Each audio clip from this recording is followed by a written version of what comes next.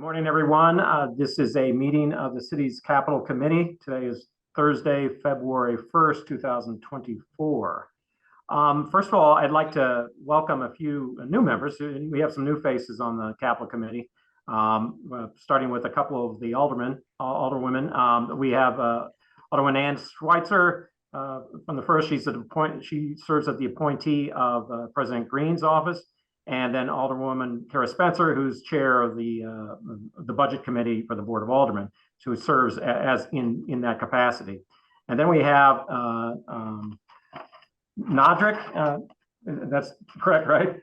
That's correct. Nodrick Tankins. Nodrick Tankins, who is also reporting as the comptroller's second appointee on the committee. There's 9 members of the appointee of the committee. The rest of us have been here before: Rich Bradley, Christina Garmendia, Nancy Cross, Noel Pfeffer is head of CDA, and myself. We also have joining us, not a member of the committee, but he's essential to evaluating some of our fleet issues, is Chris Amos from Department of Equipment Services, and reports to Rich Bradley. So this morning, on the agenda, as I was discussing earlier, we typically have our capital meetings in March as we prepare for the FY25 budget. Last year, we also had a supplemental capital appropriation, if you recall, of about $24 million, because that was the amount that we had as half of the prior year operating surplus. And if you remember, we did a supplemental that was back in last January. We had met in the fall and appropriated in January. This year, we also again have a half year surplus, or the half surplus from the prior fiscal year was $36 million. That by ordinance goes to the capital fund, and then our regular capital appropriation would be around $40 million. And so we're doing a little different this year in that rather than a separate appropriation, we're folding it into the regular capital budget. But in any event, so that we would still appropriate and need to discuss what our priorities are in funding capital projects. And so we're going to be getting into that a little bit today. But this is just to intro you, get you familiar with the process and what we've identified as capital needs are out there. And subsequent to this meeting, we're going to have a series of meetings with the citizen advisory committees that comprised of appointees from the Board of E&A as well as members of the Board of Aldermen to give us their input from a citizen's point of view on some of the needs that they see from a capital standpoint. So without further ado, let's get to the items on the agenda. And the first item on the agenda is to talk about, we always like to talk about, before we get into the new stuff, let's review what we've done in the past. And one of the things we did, we issued a GO bond issue in addition to the half year surplus last year, funding about $21 million in projects. And what I'm going to do is I'm going to bring up on my screen that exhibit. If I can find out where the share is. Oh, there it is.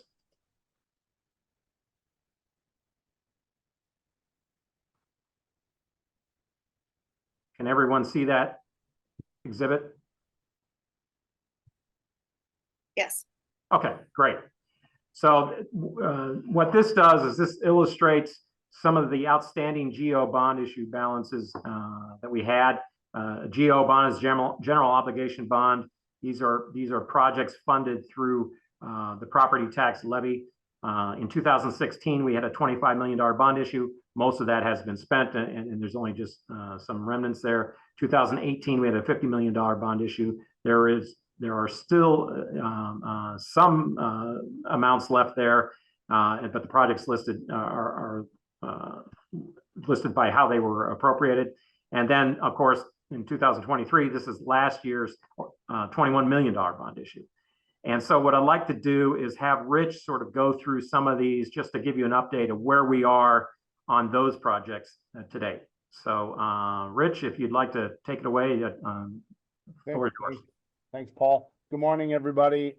So the exhibit that's on the screen shows the 16, 18, and 23 bond. So what I'd like to do is just kind of briefly walk through those and tell you where we are with them.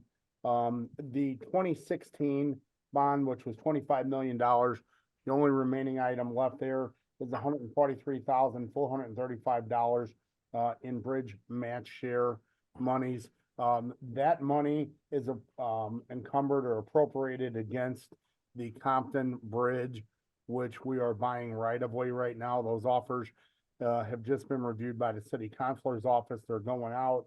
And so the plan is within the next couple of 3-4 months here, that $143,000 should be all but spent up for purchasing right away and finishing our design. And just for your edification, that bridge hopefully will be bid this summer and go into construction by the end of this calendar year. So that would take care of any of the remaining funds in the 2016 bond.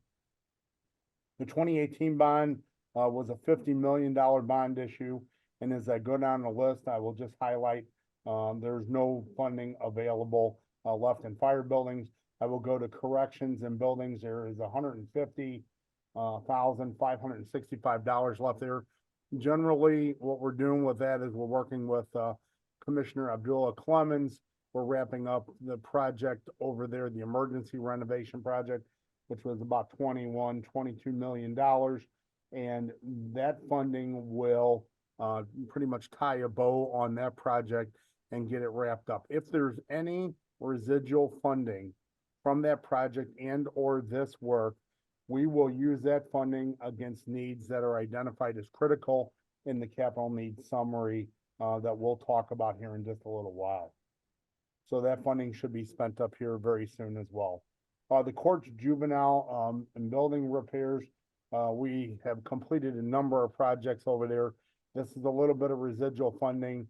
Most recently, Nathan Graves, the court administrator, resigned from the city, and we had been working very, very closely with Nathan on all the courts type funding. And so what I would tell you is that if there's any residual funding left in this line, we will get with the new appointee over there. We have a couple of items that are in the critical list for the capital needs. We would just put it towards those and spend those funds up. The municipal building repairs. So what happens with those is this.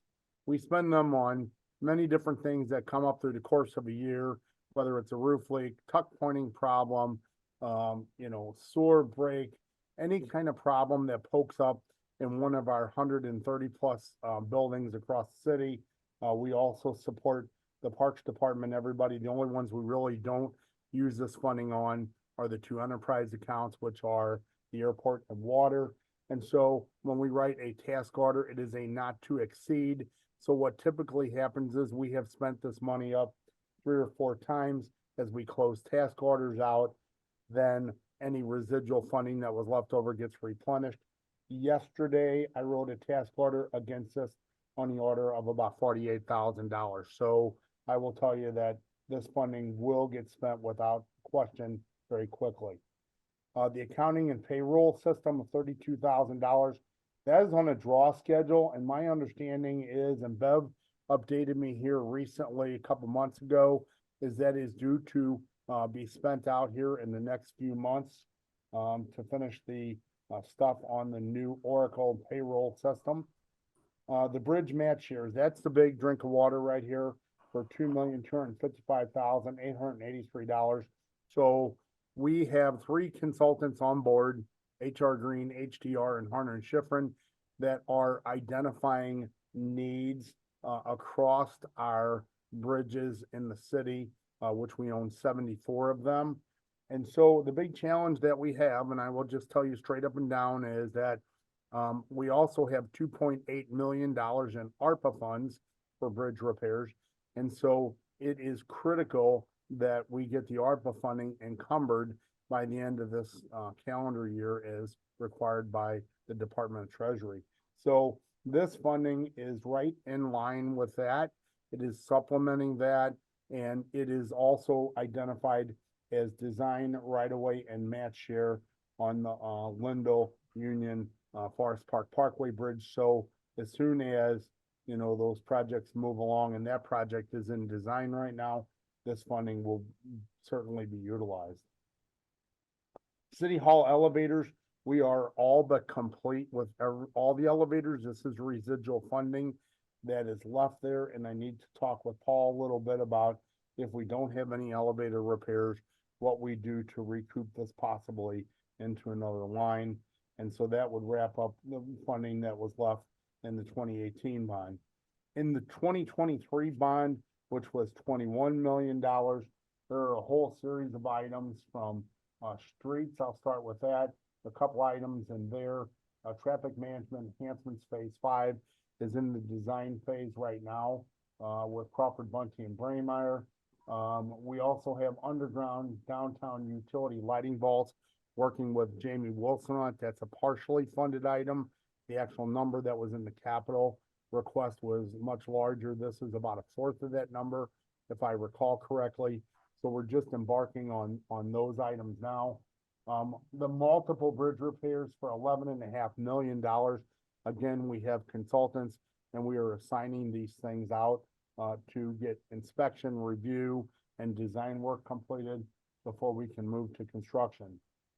Under parks, there was $1 million for pool renovations. And just to remind everyone, there was also $1 million that was allocated in Board Bill 184. And so the two pools that are being worked on are actually, there are 3 pools that are being worked on at the moment are 12th and Park, Wool, and Fairgrounds pool, which is outdoors. So my staff facilities is working with Kim Hagley on those and identifying projects and writing task orders and so forth. We get to fire buildings and equipment. So the fire department repair storage garage for $750,000, basically catty corner to City Hall over on Spruce Street. We have a contractor on board. We've started the tuck pointing work.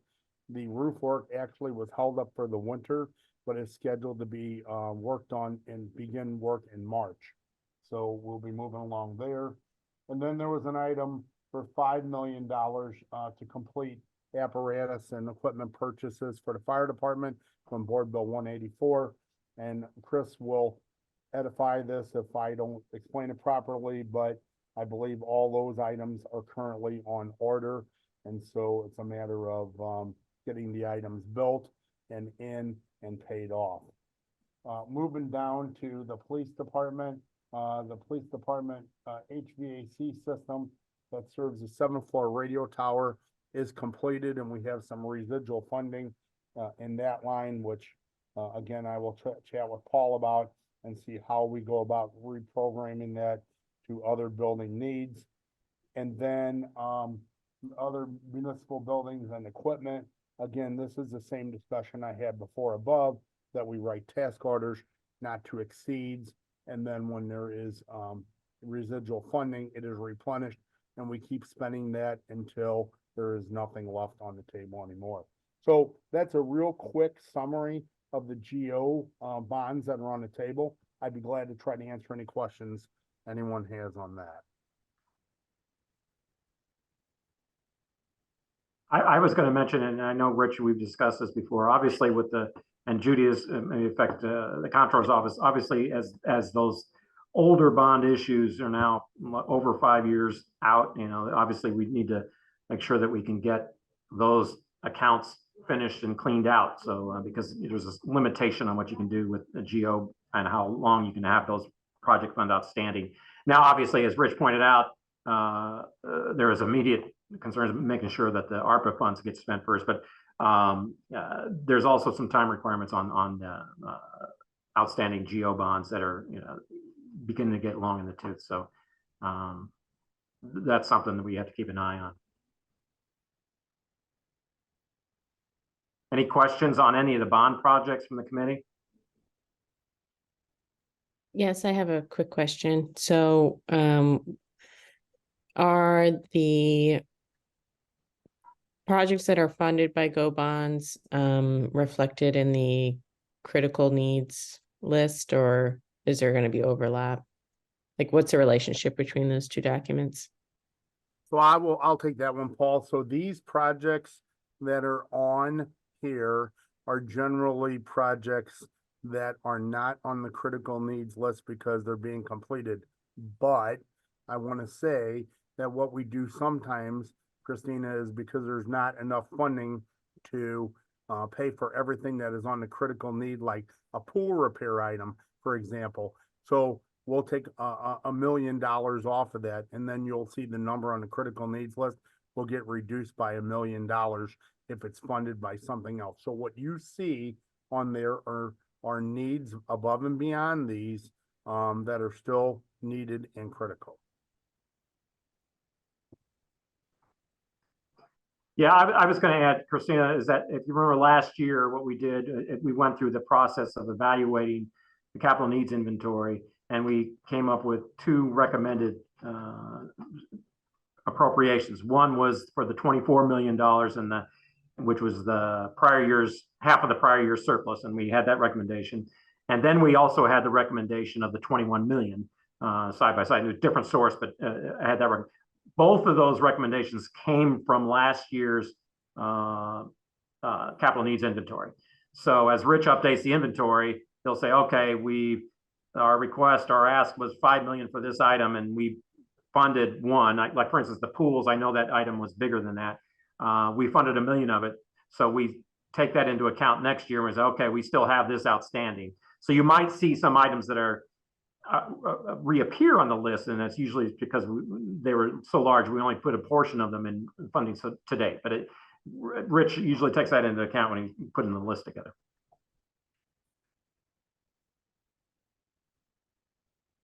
All right.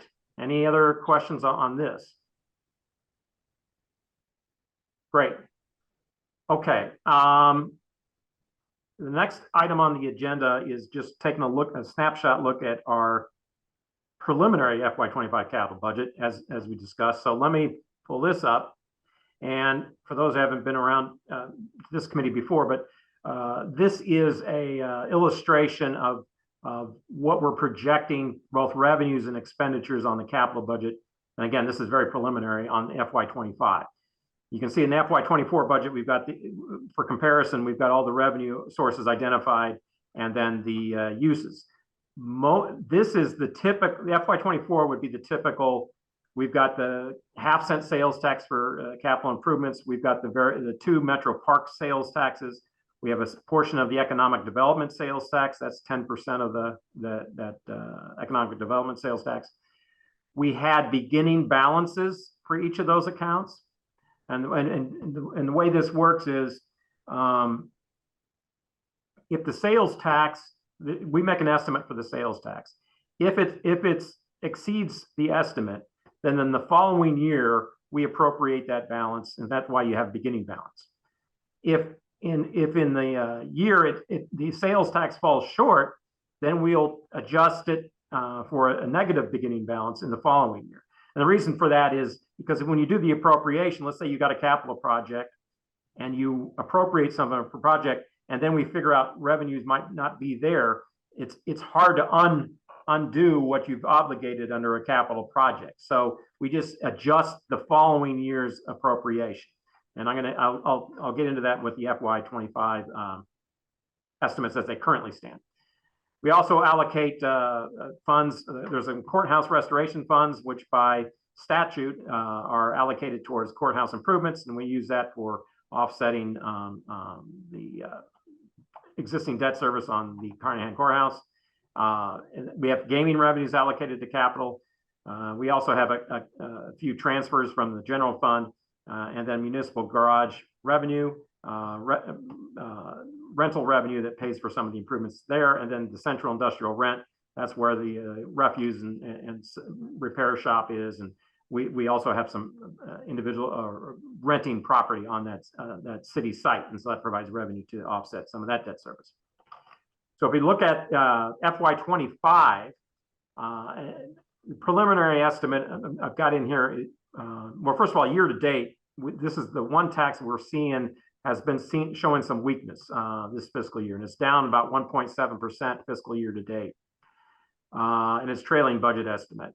So what I've got here is a estimate for next year with a modest growth at $22.2 million. I've got 2 more months of revenue receipts this year, February and March to look at before we come up with a final estimate. So before we finalize these things, I'll have another crack at it. But that's what it's looking at right now. And based on that estimate, and obviously all the other sales taxes, which are proportional to that, will be the same result. So you've got $2,045,000 for the Metro Parks 10th cent. That's a 50% share of that tax, and 3/16 cent, which is a 40% share of that tax, with the other portion going to Metro Parks. That's $3,067,000. And then the 10% of the economic development sales tax is $2.3 million. Now, because sales taxes are trailing right now, this would project out to be a deficit, starting negative balance. We haven't had one of those in a few years, but that's what that would be, as you compare to what we had last year, where we had some surpluses over and above. So that's, again, just to keep the balance, just to keep each of those accounts in balance. We'd have to adjust the appropriation for next year. Let me come back to the half-year prior operating surplus. Courthouse restoration funds about $1 million, that stays flat. Gaming revenues, again, is also running about flat. We have been seeing the increase in the gas tax. Now, that is the allocation of revenues associated that we get from the state. The portion of the state gas tax is allocated to cities and counties. And as you know, this will be, I think, the 4th year of that increase, that 2.5 cent increase, which goes into effect each July, I believe. So we've been seeing that go up, and we've been allocating that to street projects because it's the gas tax itself. So that's that. We do expect it wasn't. Well, you had a projection of about 4.8. I don't think we're going to hit that 4.8 this year entirely. But so next year we're projecting, based on that would be $6 million, incorporating the next the 2.5% increase. Right now, we're holding the same transfer request or the general fund transfer requests as last year. Depending on where the general fund budget ends, that may be impacted. And then the rental revenue that we talked about on garage and central industrial right would be the same. Now, most of, other than the half-year prior year operating surplus, most of these revenues are allocated by ordinance to specific things, and that's what you see below. So, for instance, of the capital improvement sales tax, 20% of that is issued to citywide accounts. 50% is issued to the ward improvements, as you're aware. Neighborhood and parks and debt and improvements receives 17% of the half-cent capital fund, and then they also get their share of the Metro Park sales taxes, right? So those are all allocated by ordinance. So these numbers, whatever they are already predetermined. Same thing with the recreation center improvements. It receives 3% of the half-cent capital, and police department improvements receive 10% of the half-cent capital. So with all of that, in any given budget, our discretion is somewhat limited, except for within those each accounts, but those amounts are already predetermined by ordinance. So the areas where you have discretion in a capital budget, normal capital budget, would be the city building and improvements equipment, which is $6.8 million, most of which is going to be street improvements related to the gas tax. But so that's most of the discretionary funds right there. The rest of the citywide accounts are allocated towards existing debt of $10.7 million. You have to obviously make our debt payments. So when looking at this, most of your discretionary funds next year will be in this half-year prior operating surplus money, which is just under $36 million. Similar to last, I mean, it's larger than last year, which was 24, but that's where, if we have anything over and above these categories, which are fixed, it would have to come out of this half-year operating surplus. And in future meetings, I'll have schedules for each one of these, and we can go over those. I just want to let you know that's the setup for the capital meeting, for the capital budget for next year. We're going to have to review the revenues, update them, and then we'll have exhibits for each one of these. We'll have parks present their portion, their allocation for their portion of the the sales taxes and the Metro Park sales tax, and we'll have exhibits for that, the recreation center improvements and police as well. So this is just a sneak preview of that. It's just a draft, but it just tells you what we're looking at for next year. Are there any questions on this document?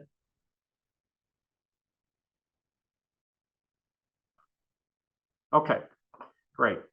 So that brings us to the capital needs inventory.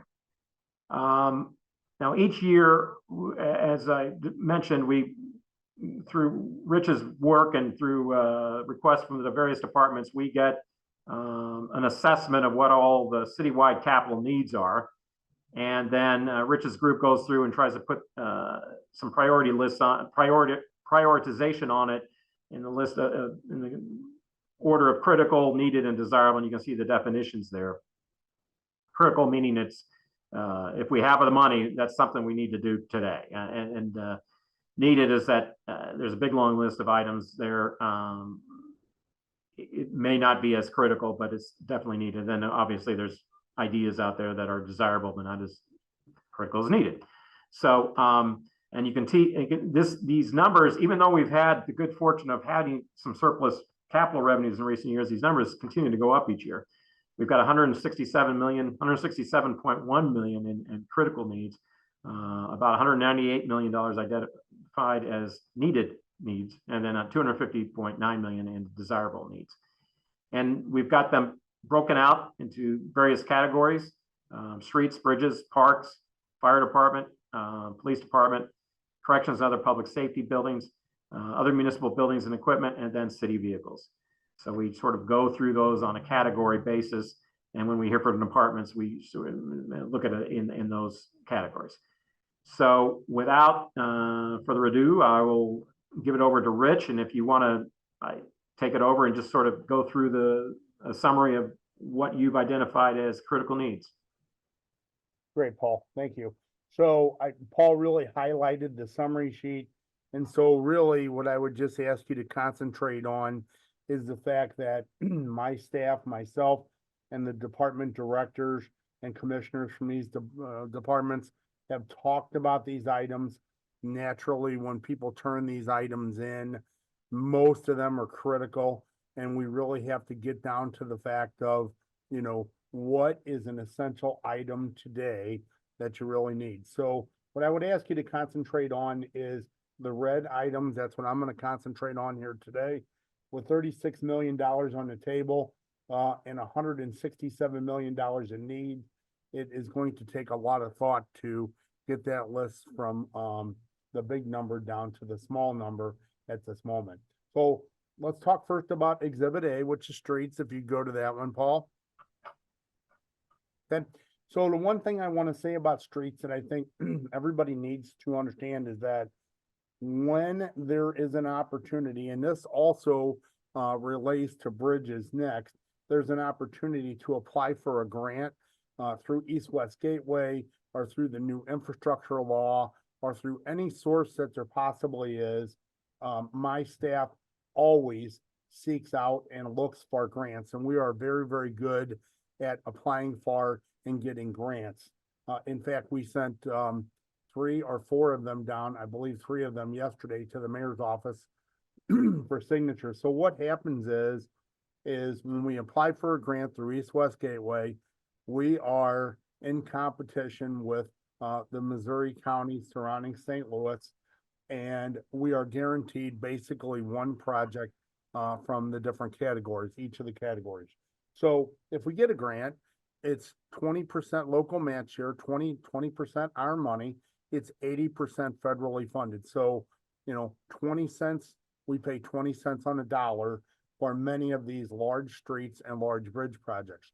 What I want to say going into streets is this: East-West Gateway are the ones who rank these, rate these, and ultimately recommend these to the board of directors of East-West Gateway, which is the mayor and the county executive and all the executives from all the counties to vote on. Bridges, by the fact that they are more safety related, take priority over street projects. So when we apply for these, we strategically talk about what is needed first and try to get that up first on the docket, so we're not literally competing with ourselves, and that we don't get the smallest project they can give out as our one, or one that we really don't think is a priority. So with that background, I'm gonna just kind of go through and talk about these a little bit, and then we can stop after each section if you have a question. There's quite a bit here on the red, so I want to buzz through it relatively briefly. So Cass Avenue, streetscape project, you'll notice there's a phase 1 and a phase 2. We are in the process of working with SLDC to apply for a raise grant in February of this year for both phase 1 and phase 2. This is, the roadway that runs along Cass Avenue, from Grand to, Elliott, and the other is Elliott to Tucker. And so this is in conjunction with the NGA project that is being built. There is an earmark we already have for, $5 million, excuse me, a congressional earmark, $5 million, and we're applying for the raise grant for this. So what we would need is $5 million in local match share if we get that raise grant. We have not applied for it yet, so we don't even know if we're going to get it. So just food for thought. It's an upcoming grant. The next critical need on here is Kings Highway improvements, Graboid to Nottingham. This is the traffic study that would complete the traffic studies on the 5 major corridor projects that are being funded through Board Bill 184 and Board Bill 120. I should have the ordinance numbers off the top of my head, but it's basically the safety traffic calming improvements on those corridors. This particular traffic study was originally completed by Carol Howard, and because of not enough funding to do it, this one was left off the list. So this would be a critical need to incorporate that work now while we're ready to begin those projects and complete Kings Highway. The ADA transition plan, this is something we've been working on for a few years here. We completed the actual study, the self-guidance study, which is required by ADA law and United States Department of Justice. Work with David Newberger on that. And so what this funding is for is to continue to implement accessibility to programs within the city of St. Louis. River to Pear Boulevard, that is a grant that we just sent down to the mayor's office yesterday. We're applying for it. That one is due on February the 8th. So we don't know if we will get that grant yet, but basically what that project is Graboids to Lansdowne, and anybody who's ever driven that stretch of roadway knows it has been an issue for many, many years, and it would be redoing that roadway with the proper street lane width, proper curbs, proper guard railing to keep people from going in the river, lighting, drainage, all the things that would make a proper roadway function. And we skip to the next page, which is items 12 on down. The next critical item on here is arterial street paving. There's $10 million penciled on that one. What I will say about that is it is a place marker. I think everyone here would agree that we could pave and spend a lot of funding. So we talk with streets and ask the question about what the place marker should be. We put $10 million in. It could certainly be double or triple that, but at this moment, that was where we felt like that would be a palatable number to get some funding for it, to assist us with the paving of streets. And that is arterial street paving, by the way. The next item, underground lighting vaults, $1.5 million. As I mentioned in one of the previous GOs, there was $500,000 allocated for this. Basically, what this is these are concrete vaults. There are 11 of them in downtown. They house the power supplies for the street lights in downtown. They are deteriorated. They flood. They're a safety hazard. There are a number of issues with them. And it's just a continuation of the $500,000 project that we started in one of the geos. The next item, signal timing and detection. So many of the signals today have loop sensors that are in the pavement. If they're not on a CMAC project, which is a traffic management enhancement project, they are individually controlled by pucks in the pavement. When your car pulls up, it senses there's a car there, and it's what changes the signals. There are some that are also camera controlled. However, these loop sensors are in dire need of replacement. This is asked for by the traffic division, the street department, and it would be replacing these signal timing detection devices throughout the city where they have gone bad and they're not on a interconnect system. The next item on here is a traffic management enhancement phase 6. We continue to do these throughout the city. Just in a nutshell, this is a grant project, and what it does is it ties signals in a corridor together with fiber, and it also does signal upgrades such as ADA signals with push buttons and so forth, so that you don't have the need for loop detectors.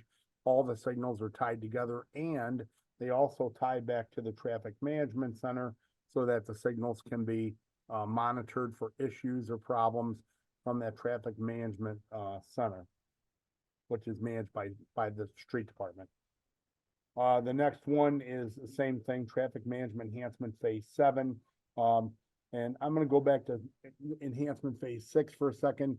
We do have a grant already in place for phase 6. And so that'll be something that, we need to consider the local match share for that one, so we can actually fund the design and get it moving along. Traffic management phase 7 and traffic management enhancements phase 8. We have not applied for grants for yet. Those are in the process, and we will be applying for those in February as well. And then 4th Street cycle track and pedestrian improvements. We do have a grant in place for that, a TAP grant, and this is for a 2-way cycle track as well as pedestrian improvements within the 4th Street corridor. And then finally, on streets, bus stop upgrades and ADA upgrades. This is a project that we are working with Metro on. We have partnered with them. And so the grant they have received is for $6 million. And so it's improving bus stops, amenities, and ADA accessibility. And so we are being asked to match $300,000 of that grant with them as well. So I'll stop on streets and ask any questions that I might be able to answer for you. I see Christina's hands raised. Christina, go ahead. Thanks.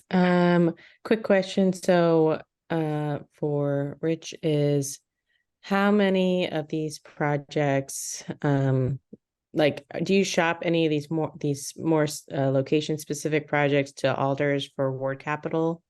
They're all eligible for ward capital, right? Yes. Okay. So what happens is many times, like I said, we try to apply for the grants. We see if we, can get capital award funding through the citywide. If we don't get capital award funding through citywide, on many occasions, we work with the alders to fund the local match shares, and they've been great about doing that. Many times these projects span wards, so we figure out percentages of the local match share, but yes, we definitely do. Okay, thank you. Yeah, it's just we'll be having shortly, hopefully, more ward capital dollars in accounts. So relevant. Yep. Alderwoman Schweitzer. Thank you so much. I appreciate that overview. So you mentioned the Gravoid in Nottingham study for Kings Highway. So that one is for when American Rescue Plan Act funds are spent as well, just to finish the plan. Is that what you'd said? Yes, it would be in those 5 corridors of ARPA funding that we're currently doing, and you and I have actually talked about this, that the actual traffic enhancement study work that was completed under Carol Howard was not included in the funding of Board Bill 120. And so this item would complete that on that corridor. Okay, good. I you knew what I was getting to, so I'm like, so the Nottingham to the end of Gravois, or not the end of Gravois, the end of Kings Highway, that study that was done by wards, I guess old wards 11, 12, and 13, 12, 13, and 14 will be included in traffic calming is planning on happening for the ARPA funds. That's why it's critical. We still have to determine whether it's going to fit into this window of $36 million. It is part of the critical needs that I highlighted for streets up front, which were their critical needs are $30 million by themselves. So it'll be a conversation point as, you know, whether it gets included or not. But yes, it is definitely a critical item. Sure, I had meant that I was just confirming that the studies that have already been done along Kings Highway Yes. are being integrated into the American Rescue Plan Act funds. This is just the one piece that hasn't been done. That's correct.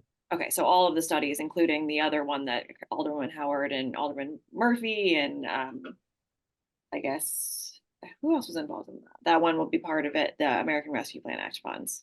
spend. Right. Everything up to these limits is included in what we have.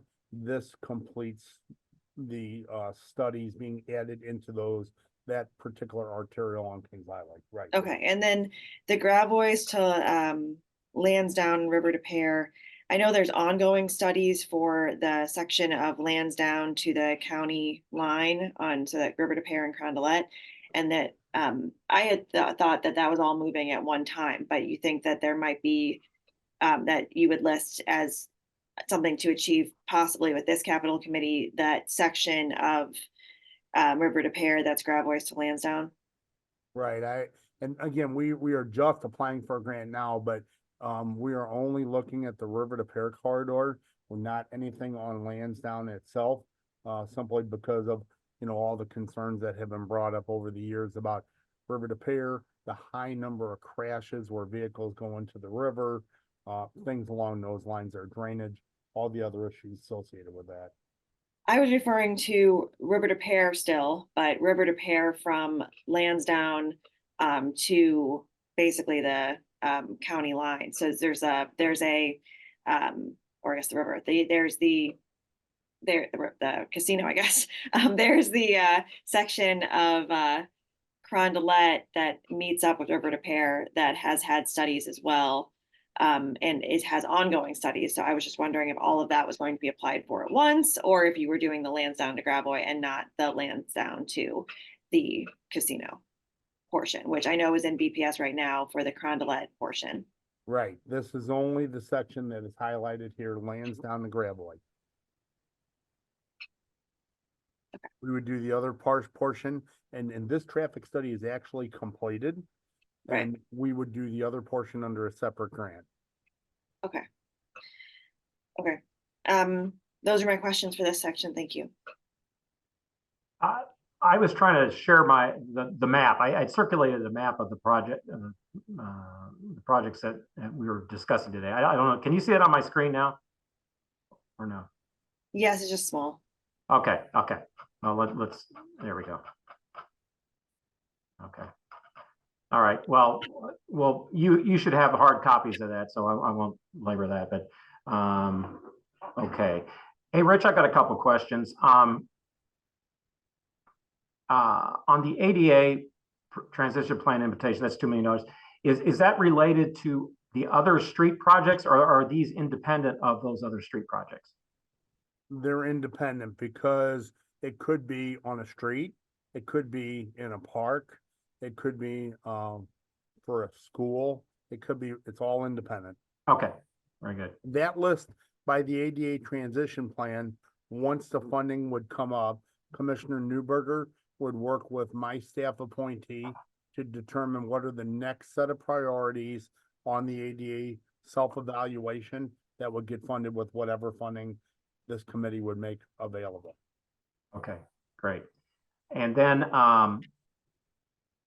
the bus stop upgrades. Now, of course, the bus stop would be by state's responsibility. You're talking about the infrastructure around the bus stops, is that? Right, it's the infrastructure that is around the bus stop, but it is in our public right of way. Okay, And also this plays into ADA accessibility, and pedestrian access to complete streets. So that's why we were asked to partner with them, and that's why we applied for the grant with them. okay, great, thanks. Are there any other questions on the streets category? Okay, next section, this is sort of only has one item on it. Go ahead, Rich, this is bridges. Very quickly on bridges, there's only one critical need, and I'm gonna ask you just to put this on hold in your mind, just so you know what this is. This is the eastern vehicle approach that is remaining from the old MacArthur Bridge. It is in East St. Louis. It is non-functional. It is a structure that just sits there abandoned. And so, you know, to take it down would be about $3 million. Currently, we are working with the city of East St. Louis on this, and with a little bit of luck, they will take this structure from us and it will be donated to them, and the right of way and all the improvements and the land beneath and all the issues that are encompassing of that structure, and they could take it down and they could develop that area and it would no longer belong to us. The structure has been there for, you know, well over 100 years. And in the early 90s, when the city traded the MacArthur Bridge to the Terminal Railroad for the Eads Bridge, we were left with just that portion of it. So it's something we're working on. It is a critical need, but at this moment, I believe we have another means to remove it and get it off our books. So I would ask that you just keep it in the back of your mind. Okay? You want to jump to C, Parks Recreation? Any questions on the bridges? Okay, Paul, I Oh, just go have a quick question on that. That is the removal of the east vehicle approach to the MacArthur Bridge? Is it the whole? Just a section. It's a very small section. It's from Route 3 down to Big Piggy Avenue. It's On the east side? on the Okay, Illinois side in East St. Louis, and we own the structure and we own the right of way, and we have for 100 years. oh, interesting, but the rest of the bridge will remain? Right, because what happened is the Terminal Railroad took the bridge from us. They Mhm. removed the entire vehicle deck on the actual bridge. They Right, removed the approach on the Missouri side. This is the only piece that is remaining of the vehicle deck approach in Illinois. Rich, sorry, when did they take ownership of that? It was in early 90s, late 80s, early 90s. I don't have the date exactly, but Okay, we traded the Terminal Railroad for the Eads Bridge. The city owns the railroad, the vehicle deck, and Metro maintains everything below it. And then Terminal Railroad owns the MacArthur Bridge now. is there is there gonna be any change to the use of the MacArthur Bridge by TRR, No, Terminal Railroad? nope, not Okay, even tied to it, doesn't connect to it. It is basically an approach that comes from the ground up in the air and it just ends. It's not connected to any other structure. It is just an abandoned piece of the old approach that belongs to us. okay, thank you. Yes, ma'am. okay, All right, you want to go to Parks, Next Recreation, category. Forestry? yes. Okay, thank you. So as I mentioned, a few of these items have been partially funded through other items. So the numbers that are still on this sheet are still what we need in order to make these items whole. The first one, park maintenance building renovations, 10 buildings across various parks. So every park, I would say every park, many of the major parks have maintenance buildings associated with them where they keep their lawnmowers and tractors and weed eaters and all the stuff that are inside of them. Most of these buildings have not had any significant repairs for 50 years or more probably. And so the parks director and the commissioner have given presentations on this. Their staffs are using facilities where, you know, they're boarded up windows. There are restrooms that are not even usable, much less ADA compliant. There are doors that are not secure. They have to board up at nighttime to keep people from, you know, taking their equipment. So what this is a kind of a carte blanche item to say, you know, again, a placeholder.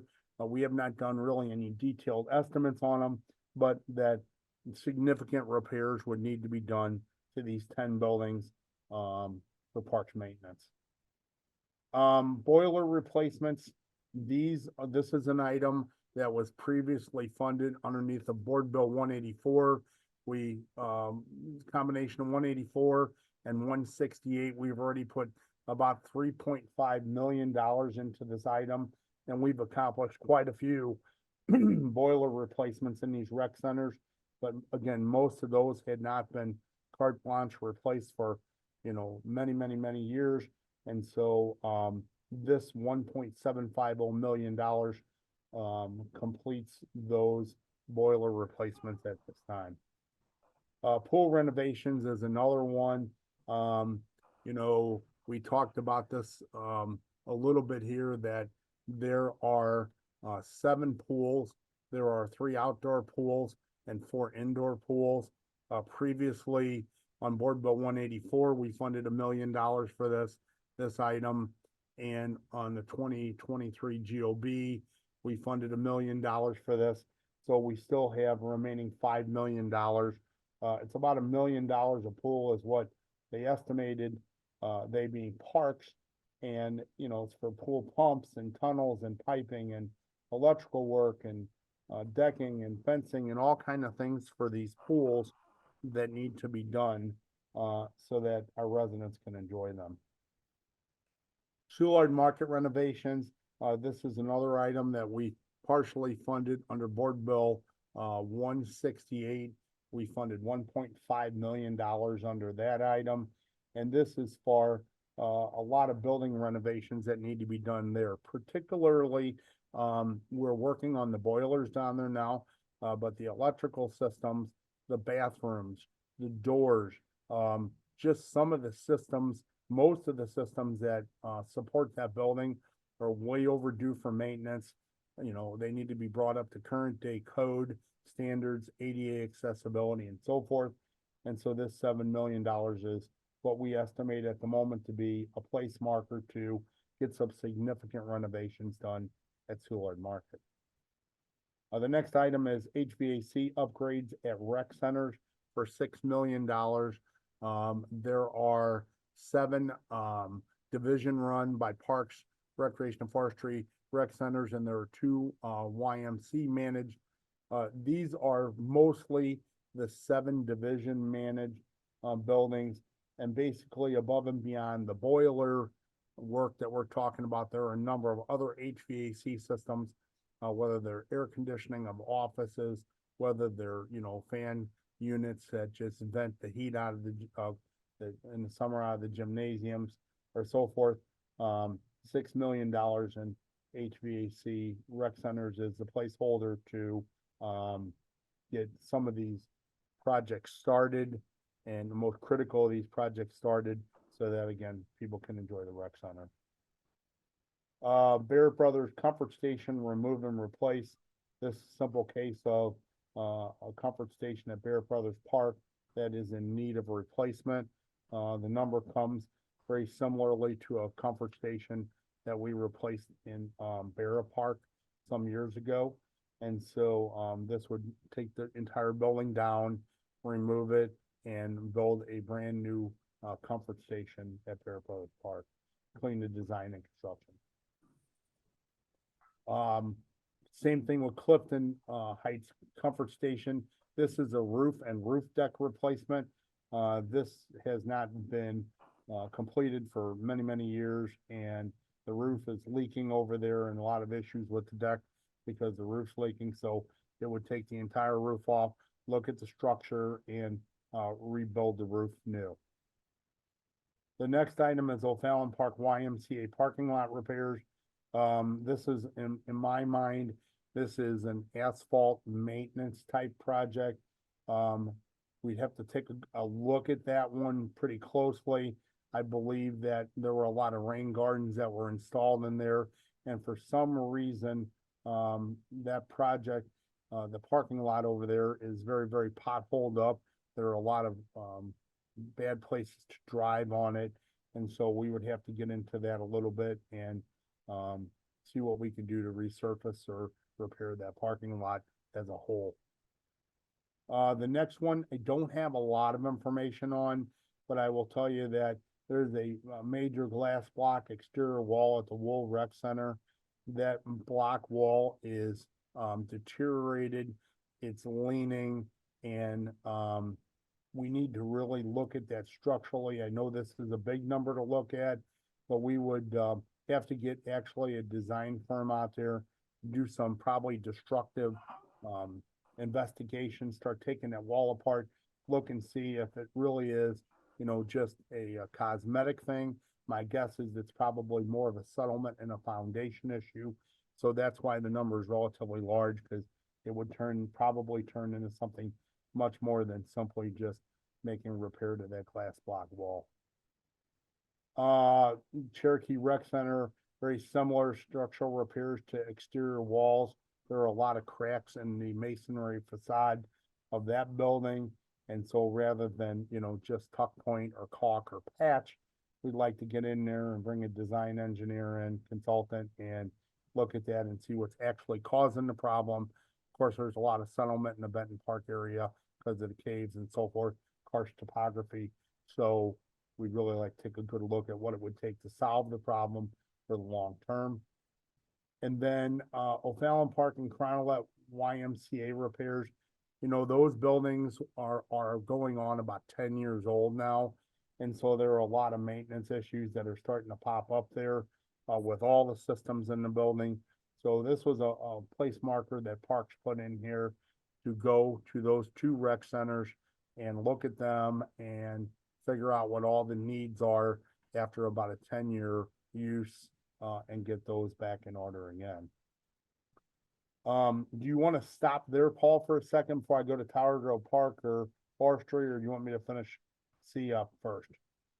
Why don't you go ahead and finish Parks category, and then we'll just discuss the question. So the next item on the list is forestry hazardous tree removal for $1.1 million. So this is an item that was turned in from the forestry division of Parks, and this is street tree removal, which that program has been going on for a number of years, and actually the Capital Committee has funded that. Security cameras at 1415 North 13th Street. That is security cameras at the forestry office, Mangledorf Seed Building down on 14th Street. Recently, we've had a lot of issues with catalytic converters and equipment being stolen from there. And so forestry asked if they could get some cameras, and we would hopefully tie those cameras into the real-time crime center so that we could keep an eye on what's going on there. And then the ash tree removal, this is an item that has typically not popped up on capital. This is typically something that Parks, I believe, has put in their budget in the past. Nancy could probably speak to that better than I am, but the Parks Department asked to include that. And I'm assuming that that is in addition to, well, I've been told it's in addition to the hazardous tree removal, because this is the ash tree removal. Trees had to come down for the emerald ash borer, as opposed to just trees that are dead of all varieties. So I'll stop there and see if I can answer any questions you might have. Yeah, Rich, I might jump in there on the ash tree removal. That sounds like we have been appropriating about $500,000 a year in our regular capital budget each year, specifically for ash tree removal. And I think that's what that item sounds like. So it's been programmed in our regular capital budget for a number of years now, and I expect that to continue. Alderwoman Spencer, you have your hand there raised. Yeah, thank you, Paul. These expenditures, Rich, are these necessary items that we're just going through some of them have been funded. So for example, we were talking about the Soulard, market, $7 million of, critical needs, some of which were funded, some of which are not. Do you have that? Yeah, we funded about 3.474 million, 1.9 under Board Bill 184 and 1.5 under Board Bill 168. This Okay, $7 million, this $5 million that is remaining, is what's still needed. So what had been funded is some boiler replacements. There've been some electrical upgrades, the doors that were down there that got ran through and replaced. We upgraded those to ADA accessible items. I Mhm. don't have the whole list in front of me, what we've worked on at Soulard, but I could get it from staff and parks. so, but in general, I don't say, I see 7 million, I don't see a 5 million, the 5 million you're talking about. I just see $7 million of critical needs. Let me see. So- So what's on here is 7 million, that's correct. So it's, I'm sorry, maybe I misspoke. It's 7 million in critical needs on top of what we've done already. Okay, You so are in correct. general, I don't want to just focus on those, but like in general, all of those critical needs are what is needed above and beyond what we've already funded for each of these park improvements? Yes, correct. Okay. It would be helpful, I think, to understand what we've already funded for some of these projects and, you know, what is needed, how many of these projects have funding set aside, where those funds are coming from, et cetera. Because that's not clear in in looking at this document. Okay.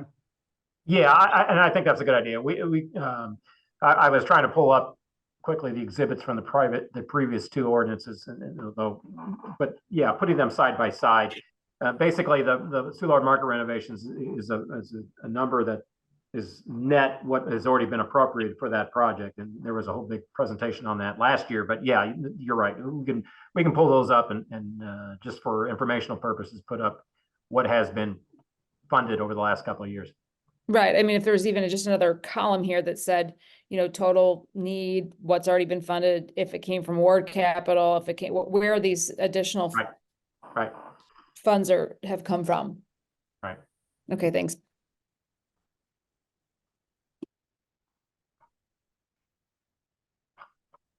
Are there any other questions on this particular exhibit? Yeah, the tree removal that we've been doing only when we had those additional capital funds. So that's when we were talking about that. And I did want to point out on the security cameras that item, although we typically call a capital item 50,000 or more as a capital, I'm thinking if that's really needed, we could probably get that through the operating budget. We might have to look at that. Is that forestry, Rich? Yes. We might have to take a look at that and see whether or not we could transfer money around or something. If that's And something. I only included that, Paul, because it did meet the 50,000 threshold. Right. Yeah, I see that, but I'm thinking So, it might be small enough that we could address it through just finding funds within their budget on the operating side and just getting that done to be quicker. That's just my thought on that. Okay. on the fire department. Sure. Okay, so fire department, we'll go through the critical needs there, and this will be houses and vehicles. And so, the firehouses and the fire headquarters, we have an item for HVAC plumbing upgrades, in all firehouses. And so many of these fire stations, well, all of them actually have, the restrooms that were most recently renovated in the late 80s and early 90s. So most of them are very dysfunctional today. They're heavily used. These are 365 day a year, 24-hour-a-day buildings that people are using these. So many of these restrooms are in need of being redone. Same thing goes with the HVAC units, the rooftops units, the heaters, the things in those buildings all need to really be looked at in the 30 fire stations and say, you know, which ones are beyond their useful life, which many of them are, and see what we need to do to start replacing them. It is really hard in a building that is occupied 24 hours a day, 365 days a year, to wait until something fails in order to address it, because then it becomes a major issue of how do we get temporary heat, temporary cool, or whatever in those cases. That happened early in my presidency back in 2009, 2010, and I will say that it makes for a very lot of unhappy people. And so I would prefer that, you know, we're ahead of that curve. We're looking at these things and replacing them before they fail as opposed to waiting. And also, I will also say this, that many of the parts for many of the HVAC equipment pieces, once they start getting beyond 20 years, it's very, very difficult. In many cases, my staff actually manufactures parts in-house just to keep some of our units running that we can't afford to replace. Firehouse replaced carpet with vinyl tile in 16 engine houses. Pretty simple. The living quarters in those buildings were all set up. Some of them with rolled stock carpeting. Some of them we have transferred to carpet squares over the years. The problem is that it becomes very, very dirty and unhealthy. And so the fire department has asked if we just do a heavy duty vinyl floor that the fighters can come in there and clean, sweep, and mop, and then it doesn't get stained or become dirty and smelly and possibly even moldy. So the next item is fire station driveway apron and driveways in front of all the 30 fire stations. There's what's called a concrete apron from the door, the overhead door to the street. A lot of those, because the truck weight is so extremely heavy, those are cracked and settled. And so the equipment is extremely expensive. You will hear that in just a minute.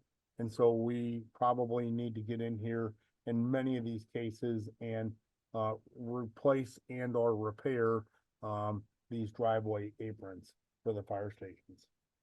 The next item was also submitted by the fire department. Again, this might be a budget item, Paul, but it met the threshold. So new mattresses in all the firehouses for $200,000. I can't really give you much detail on that, except that the fire department has noted that the mattresses are pretty beat up and tattered, and same thing as the carpeting. It becomes kind of a health related issue after a while. So something they wanted on their critical needs list. We get to fire department rolling stock. We have replaced a lot of equipment over the last handful of years, and if there's particular questions about what that equipment is, you know, Chris is here to talk about that if you have any questions. What's left for this year are basically three items. There's one Quint, which basically is a pumper truck with a ladder on top of it, 107-foot ladder for $2.25 million. The rationale behind that is there are 6 fire districts, and the fire chief by ISO, which is the insurance ratings, has been told they need to have one larger hooking ladder in each of the 6 fire districts. This would complete that. There is a Quint 75, which again is a hook and ladder with 75-foot ladder on it. And what this one is $2 million to replace a Quint that was damaged a couple of years ago in a flood on Highway 64. And this replaces that vehicle in the fleet. And then the last item is $100,000 of refurbishments to existing Quint ladder trucks. And I believe there are 5 of those on that list. And what this would do is it refurbishes the gearbox that actually lowers, raises, and turns the ladder device on those trucks to help extend the useful life of those vehicles. Now, what I will also tell you is about the trucks is that after they get replaced in frontline service, we slide them to reserve status, and they sit in storage so that when a frontline truck is being maintained, getting a PM, maintenance on it, oil change or whatever needs to be done to it, the reserve trucks come out of the storage and they go to the houses and be used. And we continually rotate, new vehicles as we buy them. They run past their useful life. And again, Chris can comment on this, but we run these trucks way beyond their useful life. We're getting much better with it before we move them into reserve status, and then the reserves get surplus. So just to give you an idea how much we run these vehicles, these trucks are on the order of $1 million a piece. When we finally sell them out of the reserve fleet, they go to scrap, we might get $3,000, $4,000, $5,000 for them. So we basically run the wheels off them. So I'll stop there. And Chris, is there anything you want to add before we take questions? No, I would just point out that those reserve units that we're in now, which we've got 12 of them, they're all model year 2000, so they're already 24 years old. And that's why we need to refurbish 5 of them in order to use the ladders again, because none of them have ladders that are functioning. So it's, despite the recent investment, we've got these 2 units that we need to replace, and then we'll have a complete set. And we should be okay on the big trucks for 2-3 years, and then we'll have to start over on the next set again. Now, let me clarify that comment because I think it's important to keep this in mind. Good for the next 2 or 3 years, assuming that none of them get damaged in a crash or a fire or anything along those lines. So that's just a caveat to that comment. Absolutely. Questions? Christina has her hand raised. Go ahead, Christina. All right, thanks so much. Can you go back to the previous page? Oh yes, the question I had was for Paul and Rich, I guess. I was just wondering if there was any significant benefit to combining similar purchases. So like HVAC was mentioned in this category as well as with recreation. Is there any, what's the like discount if we were to do both of them at the same time? Well, I would say no, because the rec centers are first of all, and I don't mean to come across harsh there, the rec centers are all much larger type units. The fire stations are all different type units. We write task orders or we'll design them. Now, what I would say is this, where you'll get efficiency of economy would be is if you put the big number to do the HVAC renovations at the fire stations versus breaking it down into a $300,000, $400,000, $500,000 number and do it as a large package to do, a number of them at one time. Then you'll see that scale of efficiencies play, but combining them with the rec centers, I don't see that there would be anything really there that would save us any money.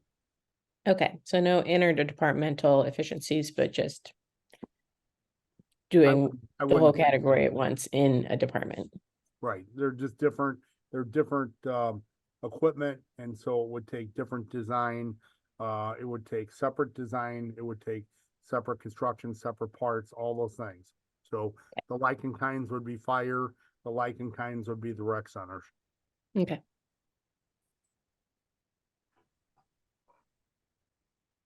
Okay, anything else for fire?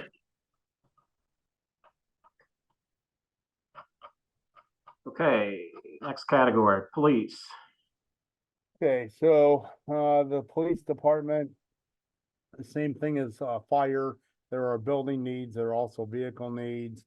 So the first one on here is ESD Fleet Services, which actually services the police vehicles, the fire ambulances and fire battalion chiefs vehicles, command vehicles. And this is a repair to the HVAC and lighting conversion from T12 to LED. This is really an energy efficiency item because what it does is it allows us to maintain and manage the HVAC from our building automation type software as well as the lighting. This facility, unlike the other three EST garages, is a 24/7, 365 facility. There are 3 shifts that work there. There are constantly people there. There are constantly vehicles coming and going. So we feel like a energy efficiency program would help benefit us in the long run with electric bills and management of those systems. The next item on the list is the North Patrol, Central Patrol, South Patrol substations. These are electronic door controls. These are actually within these facilities, and they are control access to different parts of the building. I can't get into all the technical details of how the police function with their buildings, but basically it's secure controls that allow people to come and go in an environment where there are people that you don't want to freely come and go. The Academy building replaced HVAC unit for the front office. We have been nursing this unit along for approximately 8-9 years now. The thing leaks water like nobody's business. It is actually really an environmental issue, needs to be replaced. And on the hottest days in the summer, I will get facilities will be over there constantly nursing this unit to keep it working. So it would be very well needed to get this unit replaced. And by the way, this unit is well over 50 years old, and getting parts for it is impossible. This is one of these units that staff has manufactured parts for just to keep it going. North Patrol, Central Patrol, and South Patrol hydronic boiler heating replacement, I think kind of speaks for itself. It's about heating these facilities. These buildings were built again in the early 90s. And so a lot of these systems are teetering on the edge of failure.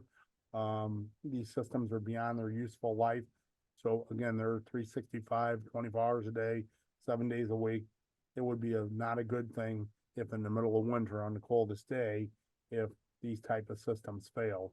So we're trying to look out and be forward. We know that they are in need of replacement.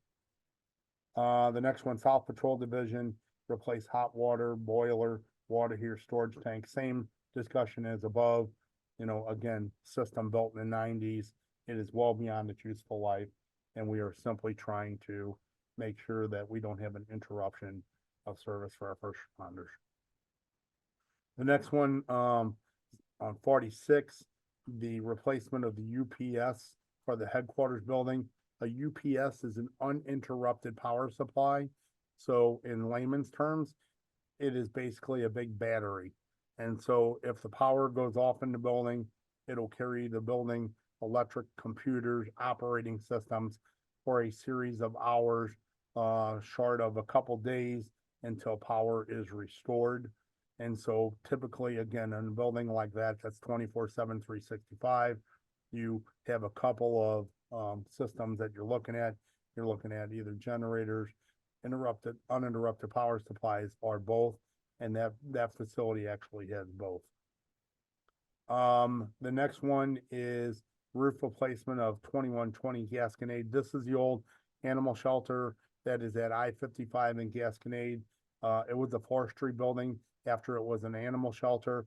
The police department have asked to take it over and use it as a training facility, as it's adjacent to their range.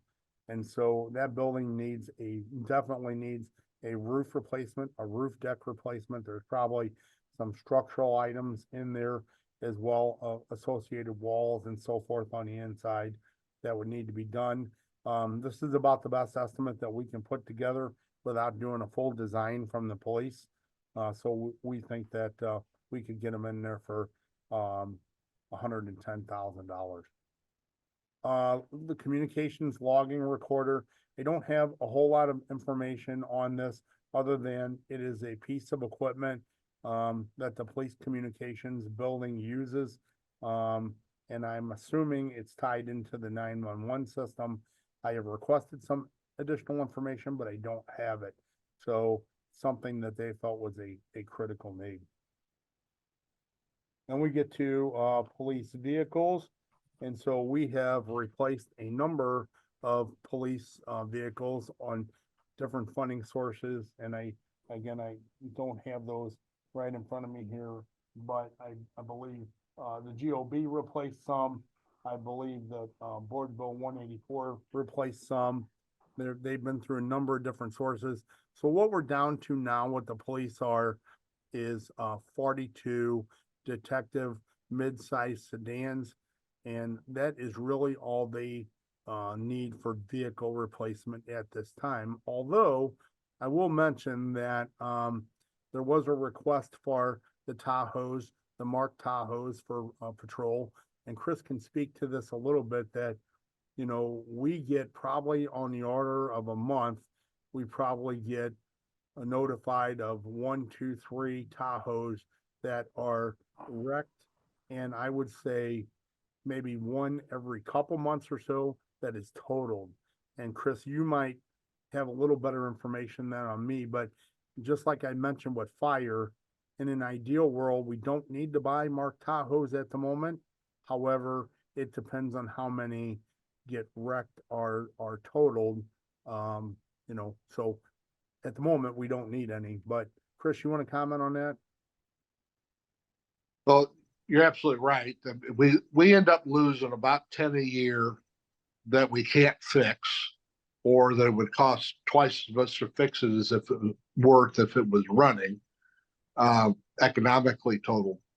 And so what you see here, the 42 and the 45, these are the ones to supplement their general fund budget, to bring them back up to where they need to be on a replacement cycle. Those of you that were with us for the last couple of years, we had this discussion. You may recall that we had a period of almost a decade where the price of vehicles going up, but the budget wasn't allowing it to go up. And so we bought fewer and fewer and fewer vehicles. And so just to meet the current staffing levels of the police department, they need to have at least the 42 detective vehicles, in addition to what they'd be buying with their own general fund budget. And the scout vehicle, them being in yellow means that they're within 2 years of they should have been replaced already, but they're not critical, because they're really only 25%, 30% over what their expected life is. And some of them will last longer, because they're not used quite as often for things like traffic control and things where they're idling a lot. So this would fix the police department, in as a supplement to what their general fund budget's going to be. And I'm anticipating this being the last time that I have to ask the committee for this, that we should be up to snuff at that point. And if they don't add a lot of new officers, can't actually find them, then they'll have sufficient vehicles. Now, if I hire 100 police officers, then we may have to buy 50 more cars or something. But that's where we are. Thanks, Chris. So I will try to answer any questions you may have on the police department. Yeah, I was just going to bring up the general comment. I think I put this, mentioned this earlier, and Chris has been good in getting into the detail on fleet, is that when we talk about specific fleets, I'd like to be able to put together a summary so that when you see a request for vehicles, it's in the context of the total fleet. So you know what portion of the fleet you're talking about and what's the, Chris diligently sends me the list of, and it's just multiple pages of stuff. And I didn't want to overwhelm this exhibit because you wouldn't be able to judge from that, but we got to figure out some way of summarizing it. So you say, okay, we're requesting 42 vehicles or 45 vehicles. How does that fit into the overall fleet and what that condition is? And it just may be a summary page of, and I'd like to be able to do that for police, fire, refuse, the ones that are pretty much we all talk about on a frequent basis. So that's something we hope to have in a later meeting. Any other questions on police?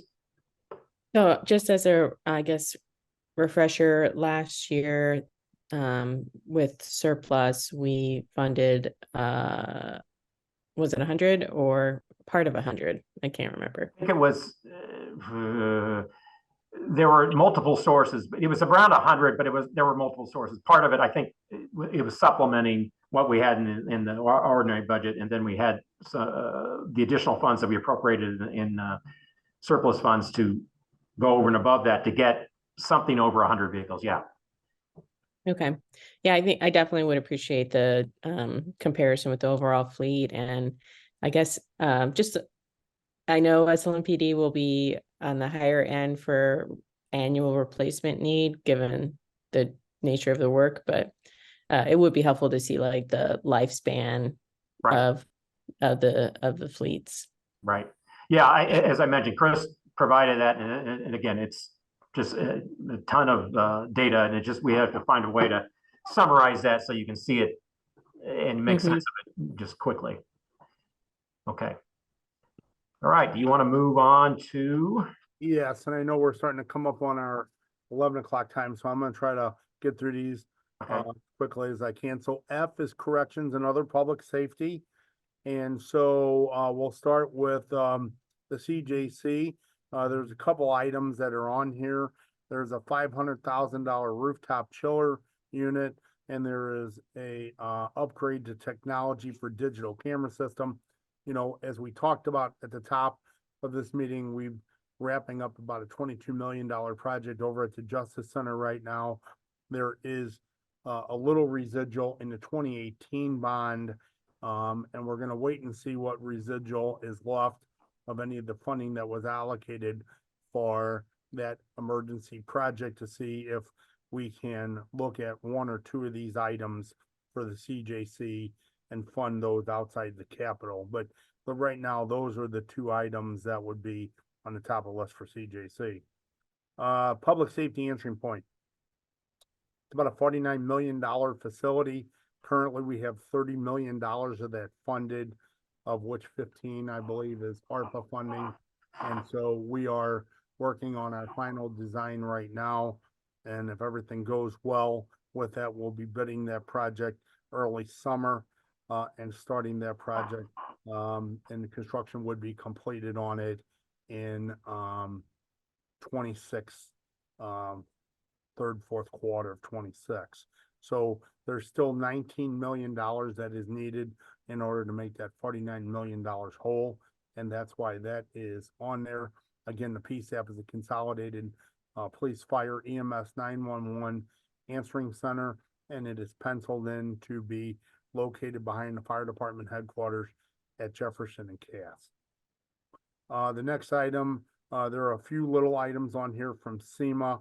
There's a radio replacement item. There's for $75,000, an EOC video wall for $65,000, and operations communication upgrade that is just basically their computer systems and things that they use on daily basis for the SEMA staff, which is currently located at the police headquarters.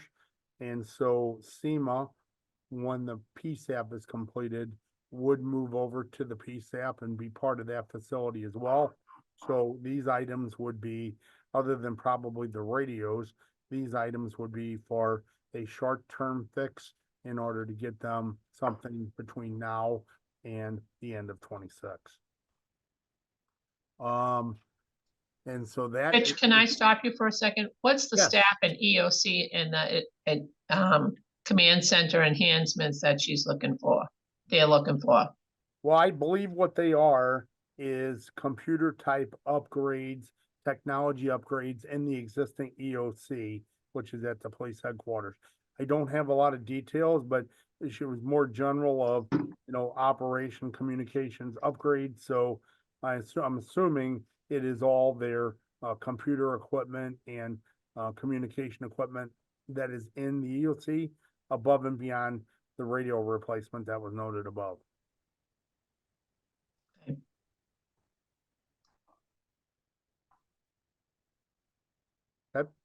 So that would finish up corrections and other public safety.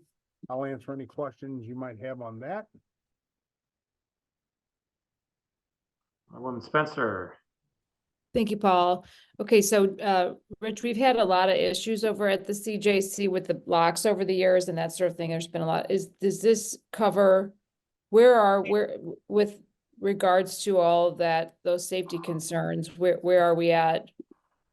Where We're does this wrapping that put us? project up right now. That's a $22 million project I talked about. We Okay. replaced the locks throughout the entire facility, and you know, all those concerns should be resolved at this moment. Now, again, there's always room for more improvement as time goes on, so you have other systems, but it not only replaced the locks, it replaced computer systems, it replaced communication systems, a lot of screening and windows and things like that. So we're wrapping that project up right now. It is substantially complete. It's substantially complete. I don't know what is going on with these balloons. I really have no idea what keeps happening here. But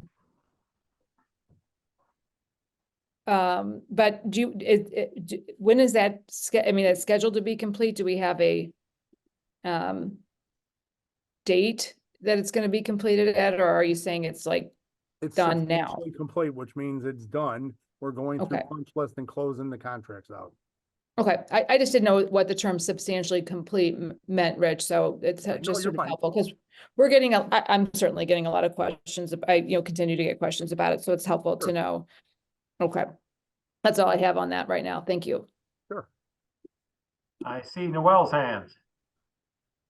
Go ahead. Thanks. I'm not sure this is the right time to ask this or not, but I'm at a break between conference sessions, so I'll ask it. And that is something that I'm not sure I saw or was wondering where it falls within this capital needs inventory, is the capital needs of the city's fiber network. I know there are a lot of conversations happening about red light cameras and traffic safety, and also about we're exploring grafting community Wi-Fi access points onto this, but all of this relies on the fiber network itself staying stable and strong. So has there been an assessment of the fiber network's capital needs, and where does it fall within this capital needs inventory, if so?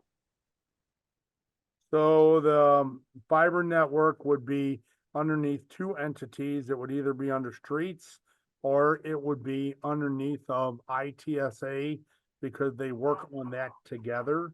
And so I don't have anything on this capital needs inventory that specifically talks about the fiber network. So it's not anything that they have requested at the moment. Now, they do have stuff in here, and I will say this, there are network switches and things like that. But I believe that is mostly for, and that's in the next group we're gonna do, I believe that is mostly for the computer systems throughout the building. I don't have anything entitled fiber network. So I'm assuming that streets and ITSA are handling that through their normal budgeting process. I'd love to thank you, Rich, first of all. I'd like to suggest that in the same way that last year, I think we had a pretty robust discussion around rec center capital needs and got some really good information that I think I see reflected in this year's capital needs inventory as well, that perhaps we request some additional information just so that we have a full understanding, since it does seem kind of a precondition to some of the other conversations that we're having citywide. I will ask streets, traffic, and ITSA if they can give us any thoughts on fiber network needs, where it is funded from, and if there's anything that they missed that should be in this inventory. Thank you very much, Rich. Yes, sir. Nancy, I see your hand is raised. I was just gonna respond to Noel saying that I believe they have found where their money's going to be coming from, and we can, if Rich is gonna follow up, I think Simon is the first place that you should stop with, and some of the rec center concerns have also been addressed during this year through some contributions and donations and other ways of paying for items within the city. So we can get that to people so they know why that's not on this, because it's not seen as going to be a necessary cost at this point. And I'll just also say there are a couple things on this that I'll talk with you, Rich, offline, that I think we've identified. They're small amounts. They might be 50 or 75,000 that we've identify that people have money in their budgets now that could actually take some of these items off of the capital list, just based on where we are in this year budget-wise and what they have or have not spent. That's why I asked you about the SEMA requests too, so, okay. Perfect. Thank you. Okay. All right, we're quickly running out of time. Do we want to go to other vehicle, what's this, other buildings? So other municipal buildings are a conglomeration of a lot of things that are not covered under the other categories. So 1520 Market, City Hall West, we are in dire need of 3 600-ton chillers. The one that is there is failing. The ones that are there are failing. And in fact, I mentioned when I gave the GOB update that I authorized a 40 some odd $1 million expenditure on municipal buildings. It is trying to hold that chiller and cooling tower together for the upcoming year. And by the way, the cooling in that building failed last year, and the building had to be evacuated and people went home for a day because you can't work in 100-degree weather inside the building. So till we could get it up and working. Another one that, you know, needs to be addressed. The next one is critical for the medical examiner, surgical room lighting. I think, Nancy, you had mentioned to me, maybe this is somewhere else as well. I can touch base with you on that. There's bathroom upgrades in City Hall. This is a continuation of projects to finish the remaining bathrooms in City Hall with upgrades, ADA accessibility, make them usable, presentable for people who come into the building. This would take care of the remaining 8 restrooms in the building that have not been upgraded on all 4 floors and the basement. Medical examiner, again, air purification unit for autopsy room. I think that more or less speaks for itself, that is a critical need. That unit is beyond its useful life, and we have serviced it multiple times trying to keep it going. This next one's the same. Replace 2 refrigeration unit evaporators and condensers for the CRIP box. I think, you know, when you're talking about the medical examiner and you understand what their mission is, and keeping things cool over there is paramount for their operation and safety. The next one is a welding equipment and ventilation item for Central Industrial Drive. This plays for our ESD staff. Our plan is to hire a full-time welder. Many of the refuse vehicles that come in that get taken out of service over there are due to welding. Today, we have a couple of welding contractors that actually work with us to keep those vehicles on the road and operational. And every day that we have over 50 vehicles on the street, I celebrate that with staff. That is a milestone in itself. So this would put the equipment in place to have an on-staff welder at that building and be able to supplement what we do contractually. We have a number of courts-related items here. And so, as I mentioned, Nathan Graves resigned. So these are items that have been on the list before, with the addition of one new item below. So you have a new water service, which is original to the building. We've done a lot of patching on this water service, civil courts, and we assume that at some point, all the patches are not going to hold anymore, and then the building will be without water. So that is a critical civil courts sound and Wi-Fi upgrades. Those are courtroom upgrades, building upgrades for $3 million. Replace the revolving doors, civil courts building in front of the building. They're used every day. They are original to the building, and they are in need of replacement. Carnahan Courthouse, some very similar stuff. This one here, we bought this building from the feds years ago, and there's issue with the supply and waste piping throughout the building. It has failed in a lot of locations, and because of the age of the building, it was cast iron. We're replacing it with PVC. You got to tear into the walls and do it. All your restrooms, all your water sources that have to drain somewhere and vent somewhere rely on these to work. Same thing with Carnahan, revolving doors on the front of that building. Big thing with courthouses to have revolving doors They're original to the building and they are in need of replacement. We're constantly doing work on those with the courts folks. This is the one that was added this year for circuit court, and this would be for 31 courtrooms, and it is upgrades to audio, visual, and digital technology of those courtrooms.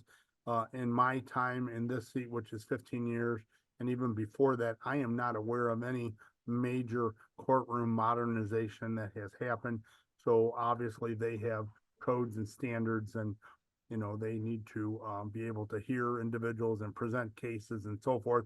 So the court sent this to us as a large package, and I would assume on something like this that this is one of those items that we could, if we had some funding, we could partially fund it and fund it in pieces. I wouldn't think it would have to be done all together. But I think it's a matter of, looking at this as a very, very large item, getting into it, understanding what is exactly needed, and then trying to use economy of scale, Christina mentioned, and get as much done as we can for little funding. Family court and juvenile detention center, the lower annex roof to the gymnasium, the lower annex roof needs to be replaced. And so that's $250,000. It's leaking and there's roof deck issues, and we have patched that thing multiple times. Every time it rains, we're over there. So that is a critical need. You jump down to ITSA, which is the computer folks, technology folks. And so they have a couple of items here, network upgrades. And so they talk about a multi-year project where, they need so much funding per year to upgrade the computer network for the city. And then very similar, same with the Hyper-V server replacement. It's a multi-year project to replace the server for the city as well. You skip down to circuit attorney, and the circuit attorney, Gabe Gore, has turned in a couple of items. And Nancy, I think you might have mentioned that these may be able to be funded out of something else, but these were some audio visual upgrades, infrastructure upgrades, both of these items to the circuit attorney's office. The second one is infrastructure and server software. So computers, audio visual technology type upgrades for the circuit attorney. The register has been requesting this for some amount of time. She needs fireproof document storage, and I believe this is a requirement of her position by state law to have fireproof document storage space. I believe we have a space identified on the 4th floor. It's a matter of building the space out and putting these records in a fireproof type space. And then the comptroller's office had requested the funding for telecom system replacement. This is actually the second part of the first item that was funded in Board Bill 184. There was 2.5 million funded. This is an additional 2.7 million. And I know that Judy is on this committee, and Judy may be able to shed a little light on this, but my understanding is that this is for the core phone system replacement in the downtown city buildings. So I think that is a quick rundown of other municipal buildings. We can try some questions here. Christina. You can count on me to have a question. So I was gonna leave this maybe to the end, but I know historically we have not included the convention center in the capital committee discussions. But given that it's a city-owned property, I would like to see it see that request that we're receiving at the Board of Aldermen in this context as well. So is that something we could add to just a discussion? Sure. I mean, you could add it as the list. Now, I would like to get a recap of, and Rich, I don't know if you can enlighten me on what the current status of the ask is on the convention center. Yeah, so I want to answer Christina's question first, and then just to give a little background, and then I'll jump into that. So we have never included on the capital list historically the two enterprise accounts, which are airport and water. They typically do their own capital. And the convention center, by the fact that it is run by Explore St. Louis, they have never really turned in capital needs to us. I have never seen any. So by virtue of the fact that they're not on here is because I don't have a request in front of me asking for any of that other than what you just mentioned. So where we are is that there were $240 million in project monies for the convention center. It was split between bonds of the St. Louis City and St. Louis County. We are currently working on project number 1. That project was approximately $120 million to get completed. You also have somewhere in the neighborhood of a little bit north of $35 million in soft costs for the design. And you have the program manager who actually manages the construction along with my staff. After that, there was an additional $30 million, which was granted to that project from the RAMS funding.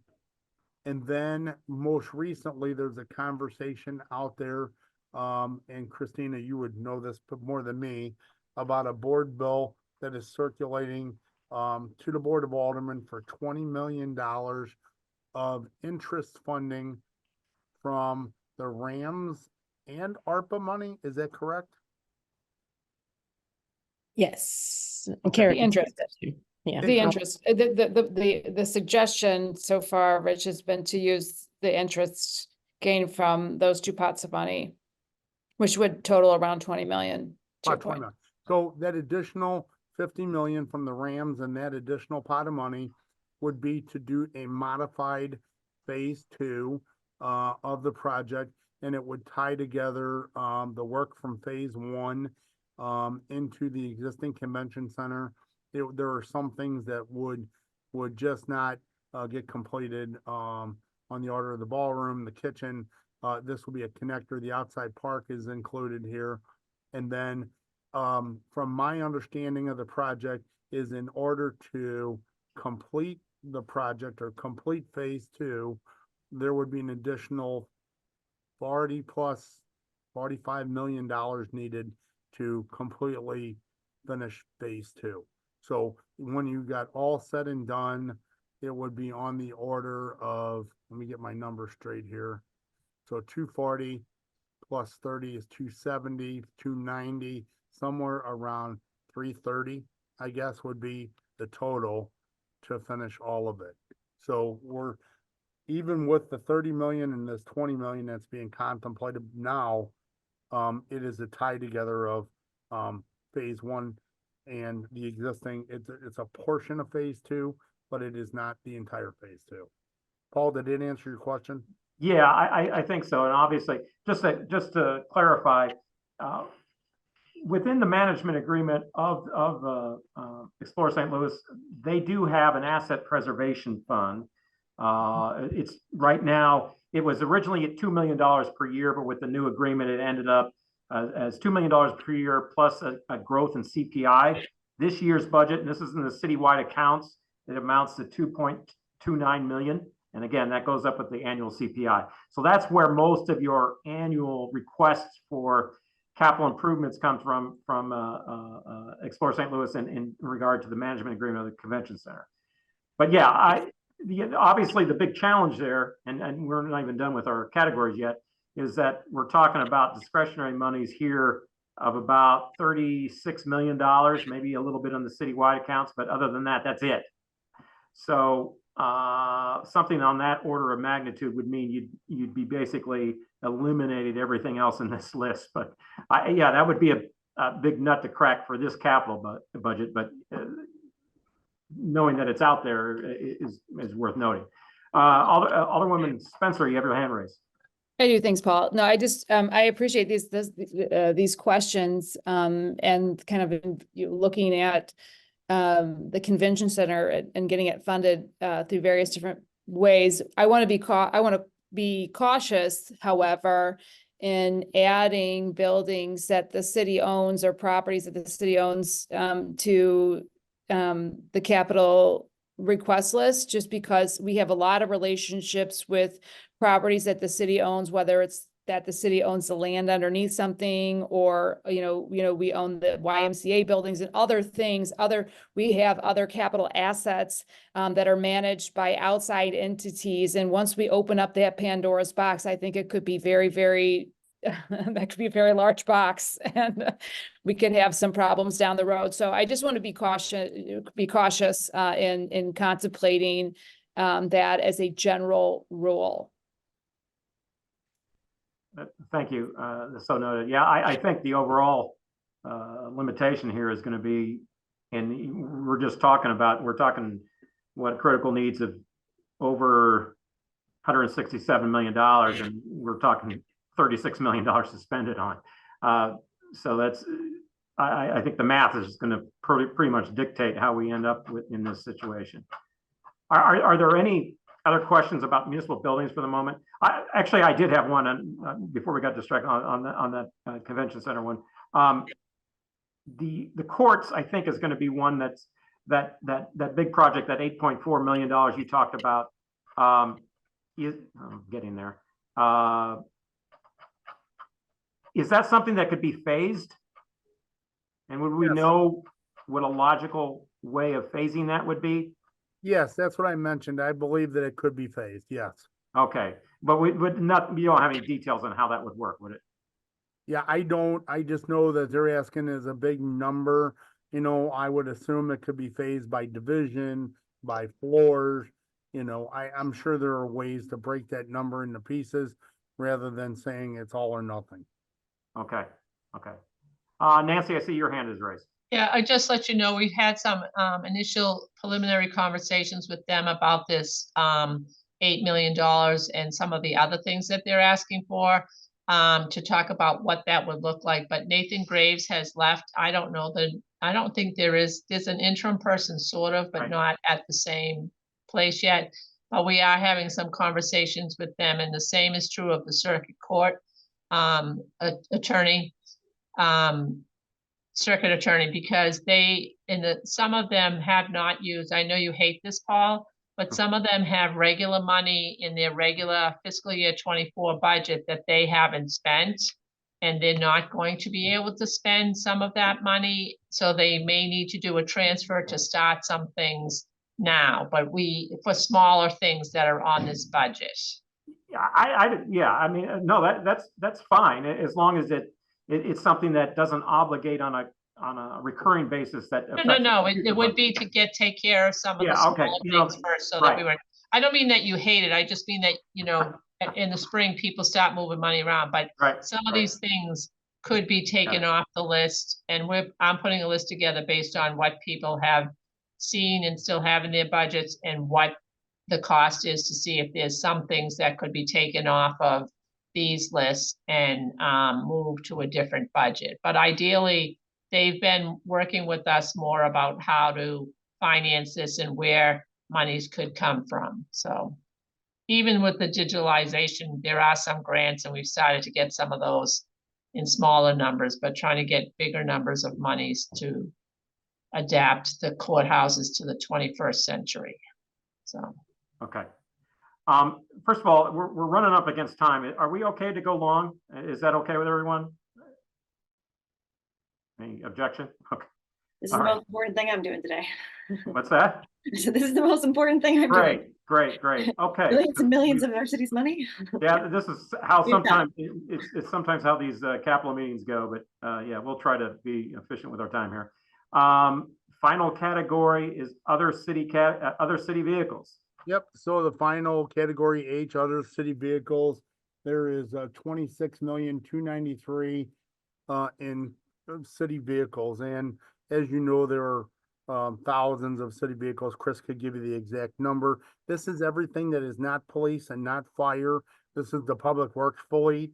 And so what you'll notice is a couple things. At the top of this list, there's an item that talks about battery, electric vehicles, and recharging infrastructure. And so basically, this is infrastructure to put in the chargers when we buy electric vehicles to support those.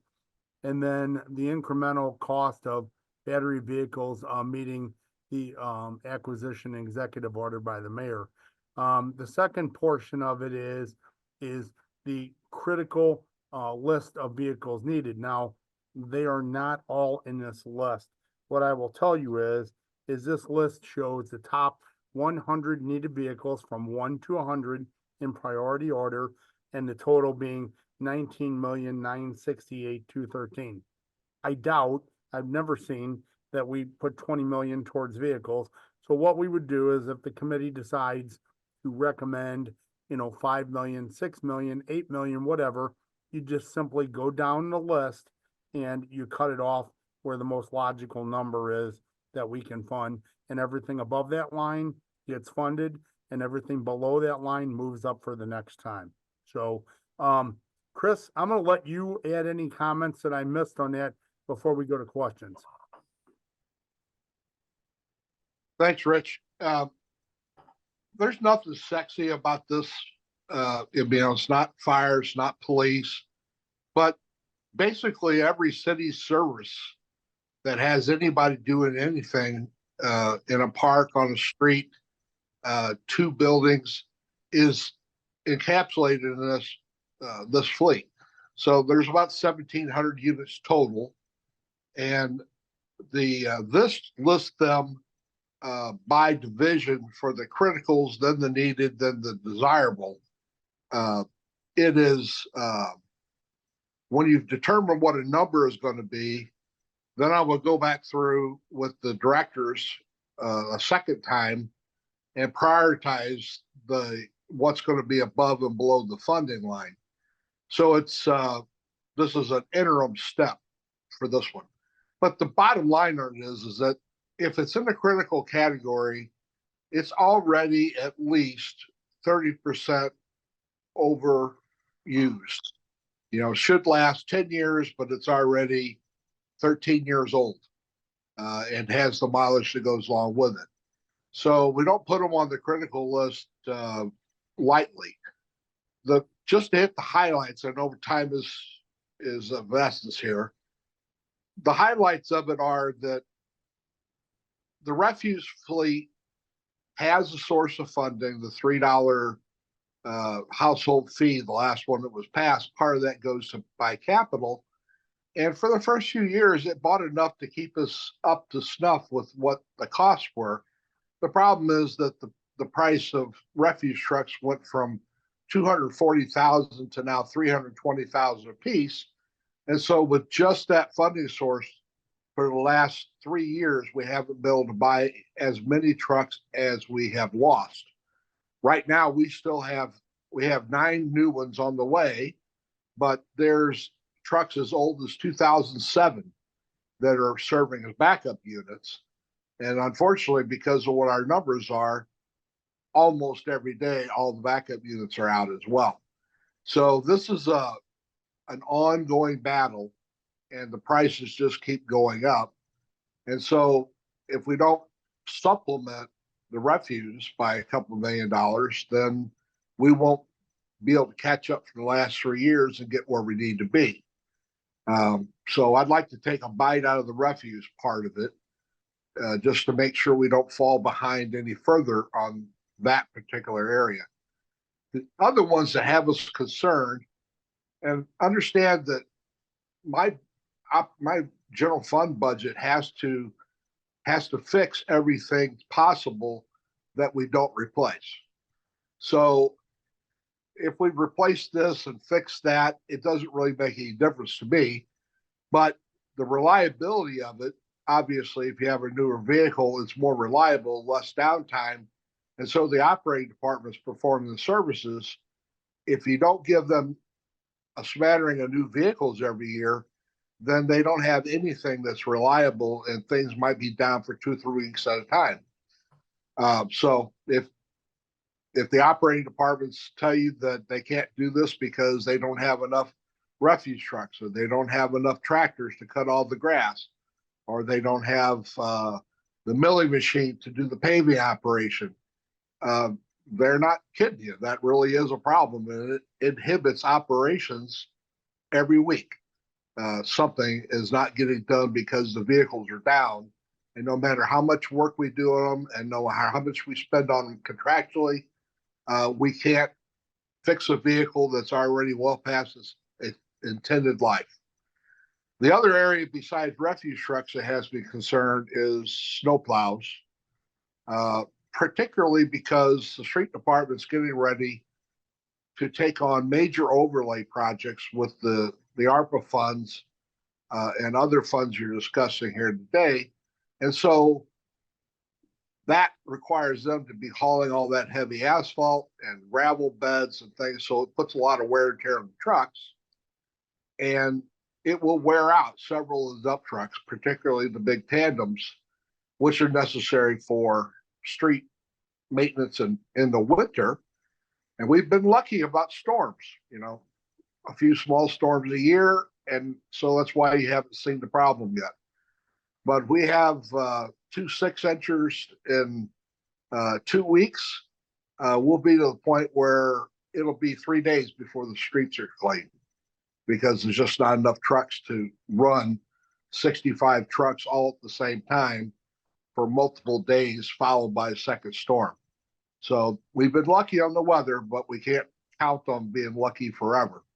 So we need to spend some more money on that fleet. We also need to spend some money on the overlay maintenance, the road replacement type equipment.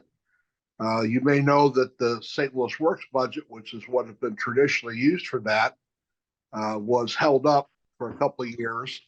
And so that put streets behind on replacing that type of equipment. So when we start the March overlay projects, well, when streets starts it, everything will be working the day they start. But when something breaks, only one key piece of equipment out of 5 or 6 has to break, and they can't do an overlay project. They have to shut down until it gets there. Because we used to have 2 full-time, first line ones, and then a backup unit. And in some cases, we're down to 1 frontline unit and no backup units because that part of the fleet has gotten so far behind. So as you go through and you look at the list, ask yourself, how important is this service? There are street sweepers on here on this first page, a couple of sweepers, $300,000 a piece. Well, if you don't have them, then you can't clean streets. And so they've already cut down the amount of sweeping they do. But if we don't replace some of the sweepers every year, then we'll get even further behind because they've only got 22 of them and they have to put 13 on the road every day. And when one goes down, it's usually down for 2 to 5 days at a time. So that just tells you there's a lot of days they can't put the 13 on the street. So I'd be happy to answer any questions about any particular area of concern. But those of you that have been doing this for quite a while will remember post-COVID that we had the period when Parks Department and the Forestry couldn't cut the grass in the parks. The grass on the softball fields was knee high. The medians between the roads weren't getting cut. And that's over simple things like these mowers and tractors that don't cost much money, but you have to replace them periodically. Otherwise you can't keep fixing them forever. At some point, the frames go bad and you can't just throw more money at it. So my appeal to you is that when our debt service was allowing us to do, an $8 to $10 million a year capital lease, then we were finally keeping up with what the demand was. But we haven't been able to do that for a few years. And I think the next one is in the schedule for 2027. And so if it waits until then we've got to actually throw some cash at it between now and then, or we'll be so far behind, it'll be a decade before we get to the point where the vehicle fleet is not curtailing operations. So not sexy, but it's something you have to do. That's all I had I wanted to say. Okay, thanks, Chris. And just to let you know, yeah, this list kept going, was much longer, and I cut it off at a certain point where you say, okay, obviously when you set the priorities, you're going to only get to a certain point anyway. So that's why it's only 3 pages, but it was much longer. I see 2 hands raised. Alderwoman Spencer. Thank you, Paul. Yeah, no, I mean, I think this is one of the most critical pieces. And I'm trying to understand here, my apologies. I mean, is this the whole fleet, all of the fleets? I think one of the things that would be helpful to kind of wrap our heads around is how many vehicles we have in each fleet, the age of each of them, because, you know, as you pointed out, Chris, you've got to kind of have an annual replacement plan for these. And if you don't, then you get behind. The other piece I'd really like to have a kind of better understanding of is what did we replace with the ARPA money? I mean, to me, the refuse trucks, street cleaning, these things that are like major public health concerns or serving public health needs are just critical. It's my understanding our refuse department hasn't had a functional dumpster replacement vehicle reliably for the last year or two. And that's been really, really problematic when we've had dumpsters rotting out and then, you know, garbage is kind of going everywhere in the street, in the alleys. These are, you're right, they're not sexy, but boy, they really can desexify a community when you've got garbage everywhere. And I don't think we've swept Broadway as a major street with a street sweeper in the better part of a year. Well, I appreciate you asking the question. The entire list is 3,700 vehicles, and that includes fire and police. And so that list is 32 pages long of 1 line per vehicle like this. And what Paul was talking about earlier is absolutely correct. I need to put it in a pivot table or something so that you can look at it and see we've got 40 of these and 20 of them are okay and 20 of them need to be replaced, and this is what it's going to cost. And so I've had several formats like that, but so far I haven't found one that is easy to understand by just looking at it. So I'm sure that Paul will beat some sense into me soon, and I'll have that for you before we meet the next time around. So at least you can see the perspective on the entire fleet. Obviously, I mean, there's over $100 million worth of vehicles in that 3,700. And like the ARPA money that you brought up is, we spent $9 million on vehicles like these, of which we still have about 3 million that haven't been delivered yet. And we spent $20 million on fire equipment, which was a big piece. You don't give any pieces for that at $1 to $2 billion a shot. And then we spent, I guess it was about a little less than 4 million in the 2 years on the police vehicles, catching them up from the past. Okay, so that's $9 million on these vehicles out of the ARPA money. That's less than 5% of the total. It's like 2% of the total funds. You know, yeah, it doesn't get you many vehicles.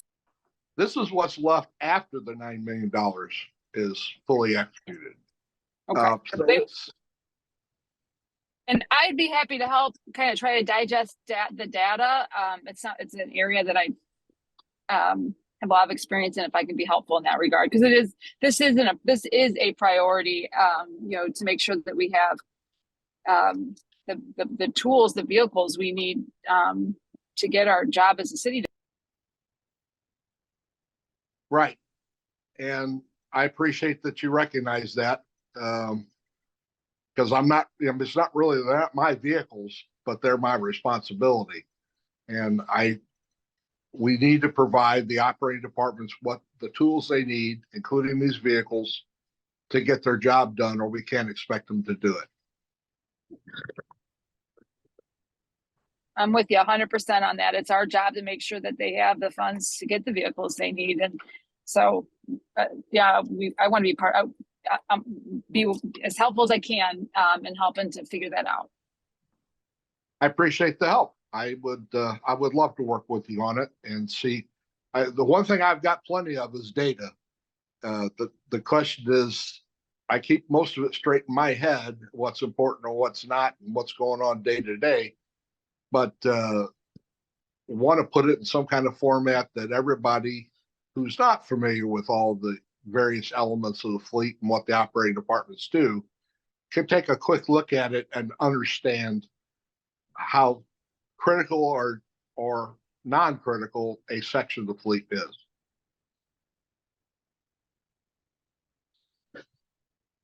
Great. Thank you. Alderwoman Schweitzer, you had your hand raised as well. Thank you. I'm just interested in making sure that when we're having these conversations, it would be really helpful for me to know what is coming still, where other funding sources are expected to be for some of these things. We've talked a lot of different times about, oh, we're expecting a grant for this, we're hope that ARPA might be allocated here.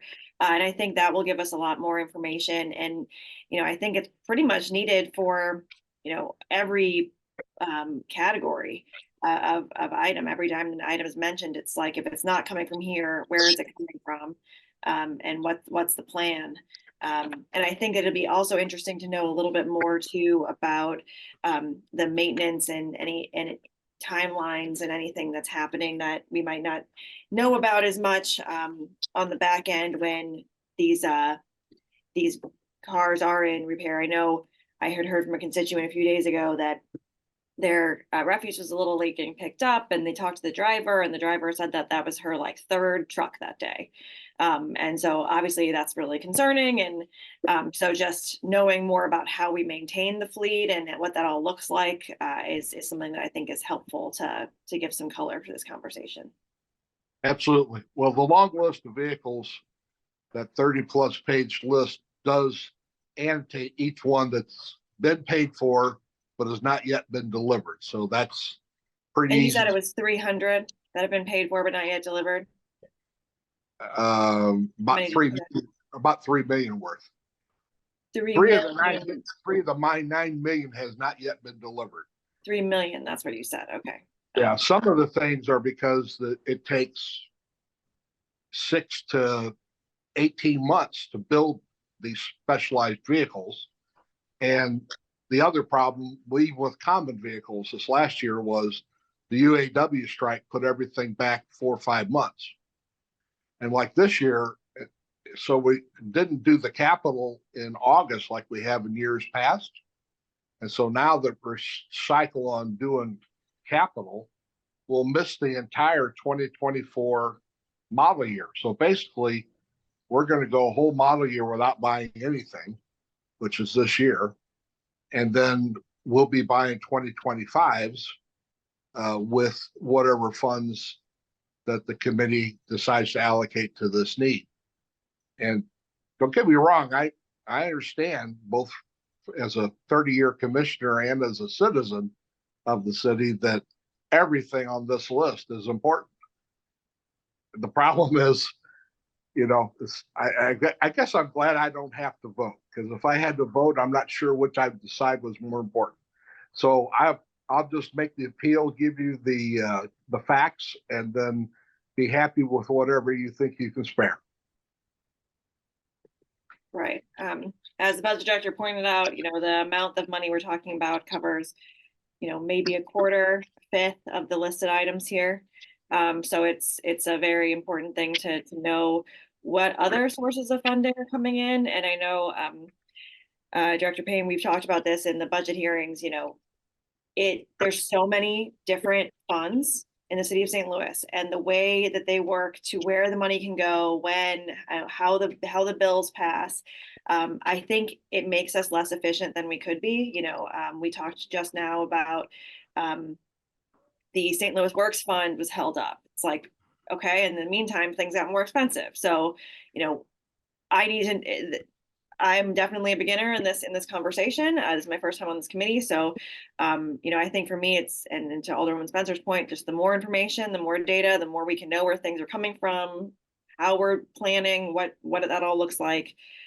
So we can get these items addressed. I really appreciate that. Well, thank you. And feel free to ask questions anytime. That'll help guide what I provide, knowing what you want to know. Thank you. Yeah, thank you, Alderwoman. It's funny because I do remember that conversation in Budget Committee too, and I think my reaction, anytime I hear there's another special fund being created, I sort of cringe. We really need to create another special fund, but there's some simplification I think that's possible on some of the different special funds.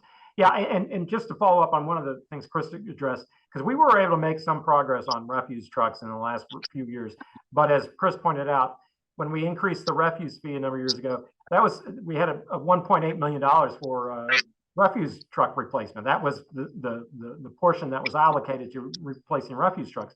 Of course, that doesn't buy as many refuse trucks now as it did when that fee increase went in place. So that's a challenge. And so as those other funding sources don't grow, it puts more pressure on the capital fund to make up the difference. And so, yeah, as you mentioned, it's a big challenge trying to get all that to fit into what limited resources we have. Okay, that was the last category. And Rich, did you have anything else to add on any of that discussion? Nope, I think that's enough. Okay, great. So let me bring it back to the header here. Okay, so what we are planning on doing over the next few weeks is meeting with the Citizens Advisory Committee. We're supposed to be having our first meeting, I believe, on the 13th. Is that right? Yeah, Tuesday. Or was it Wednesday? No, I'm sorry. It was the 7th would be our first meeting with the Citizen Advisory Committee, and we'll have subsequent meetings with them on the 13th. The idea is to engage that committee. We will have a number of presentations from departments at those meetings as well. I could also invite you all as panelists if you like, if you want to sit in, and sometimes just listening to the presentations are informative. One year we did them both, and it got a little duplicative because we were doing the same presentations twice, and I don't want to take up all the department's time either. So what I'm thinking is that over the next 4 or 5 weeks, we're going to have Citizen Advisory Committee meetings. Again, I'll let you know when those are, and you can access those so that we can go through that. And then at the end of that, probably around the first week of March, we'll consolidate what ideas they have and what priorities they believe they have identified. And so then we'll take that up later in March as we can start formulating what our recommendations will be for FY25. Because obviously we need to have some formal recommendation by the first week of April. So that's our timetable in order to get it in time for the budget. Does that make sense to everyone? Any other questions? Happy to, yes, just join an existing meeting. Okay, great. Alderwoman Spencer, is that still your hand up, or is that left over? No, that's left over. Sorry about that, Paul. Okay, that's okay. All right, I hope you found this a productive and informative meeting. We do have a lot of work to do in this, and it's just part of the budget process. So we'll work from there, and I will reach out to you with those scheduled dates and times for the Citizens Advisory Committee meetings. Unless we have anything else to discuss, I believe we're done.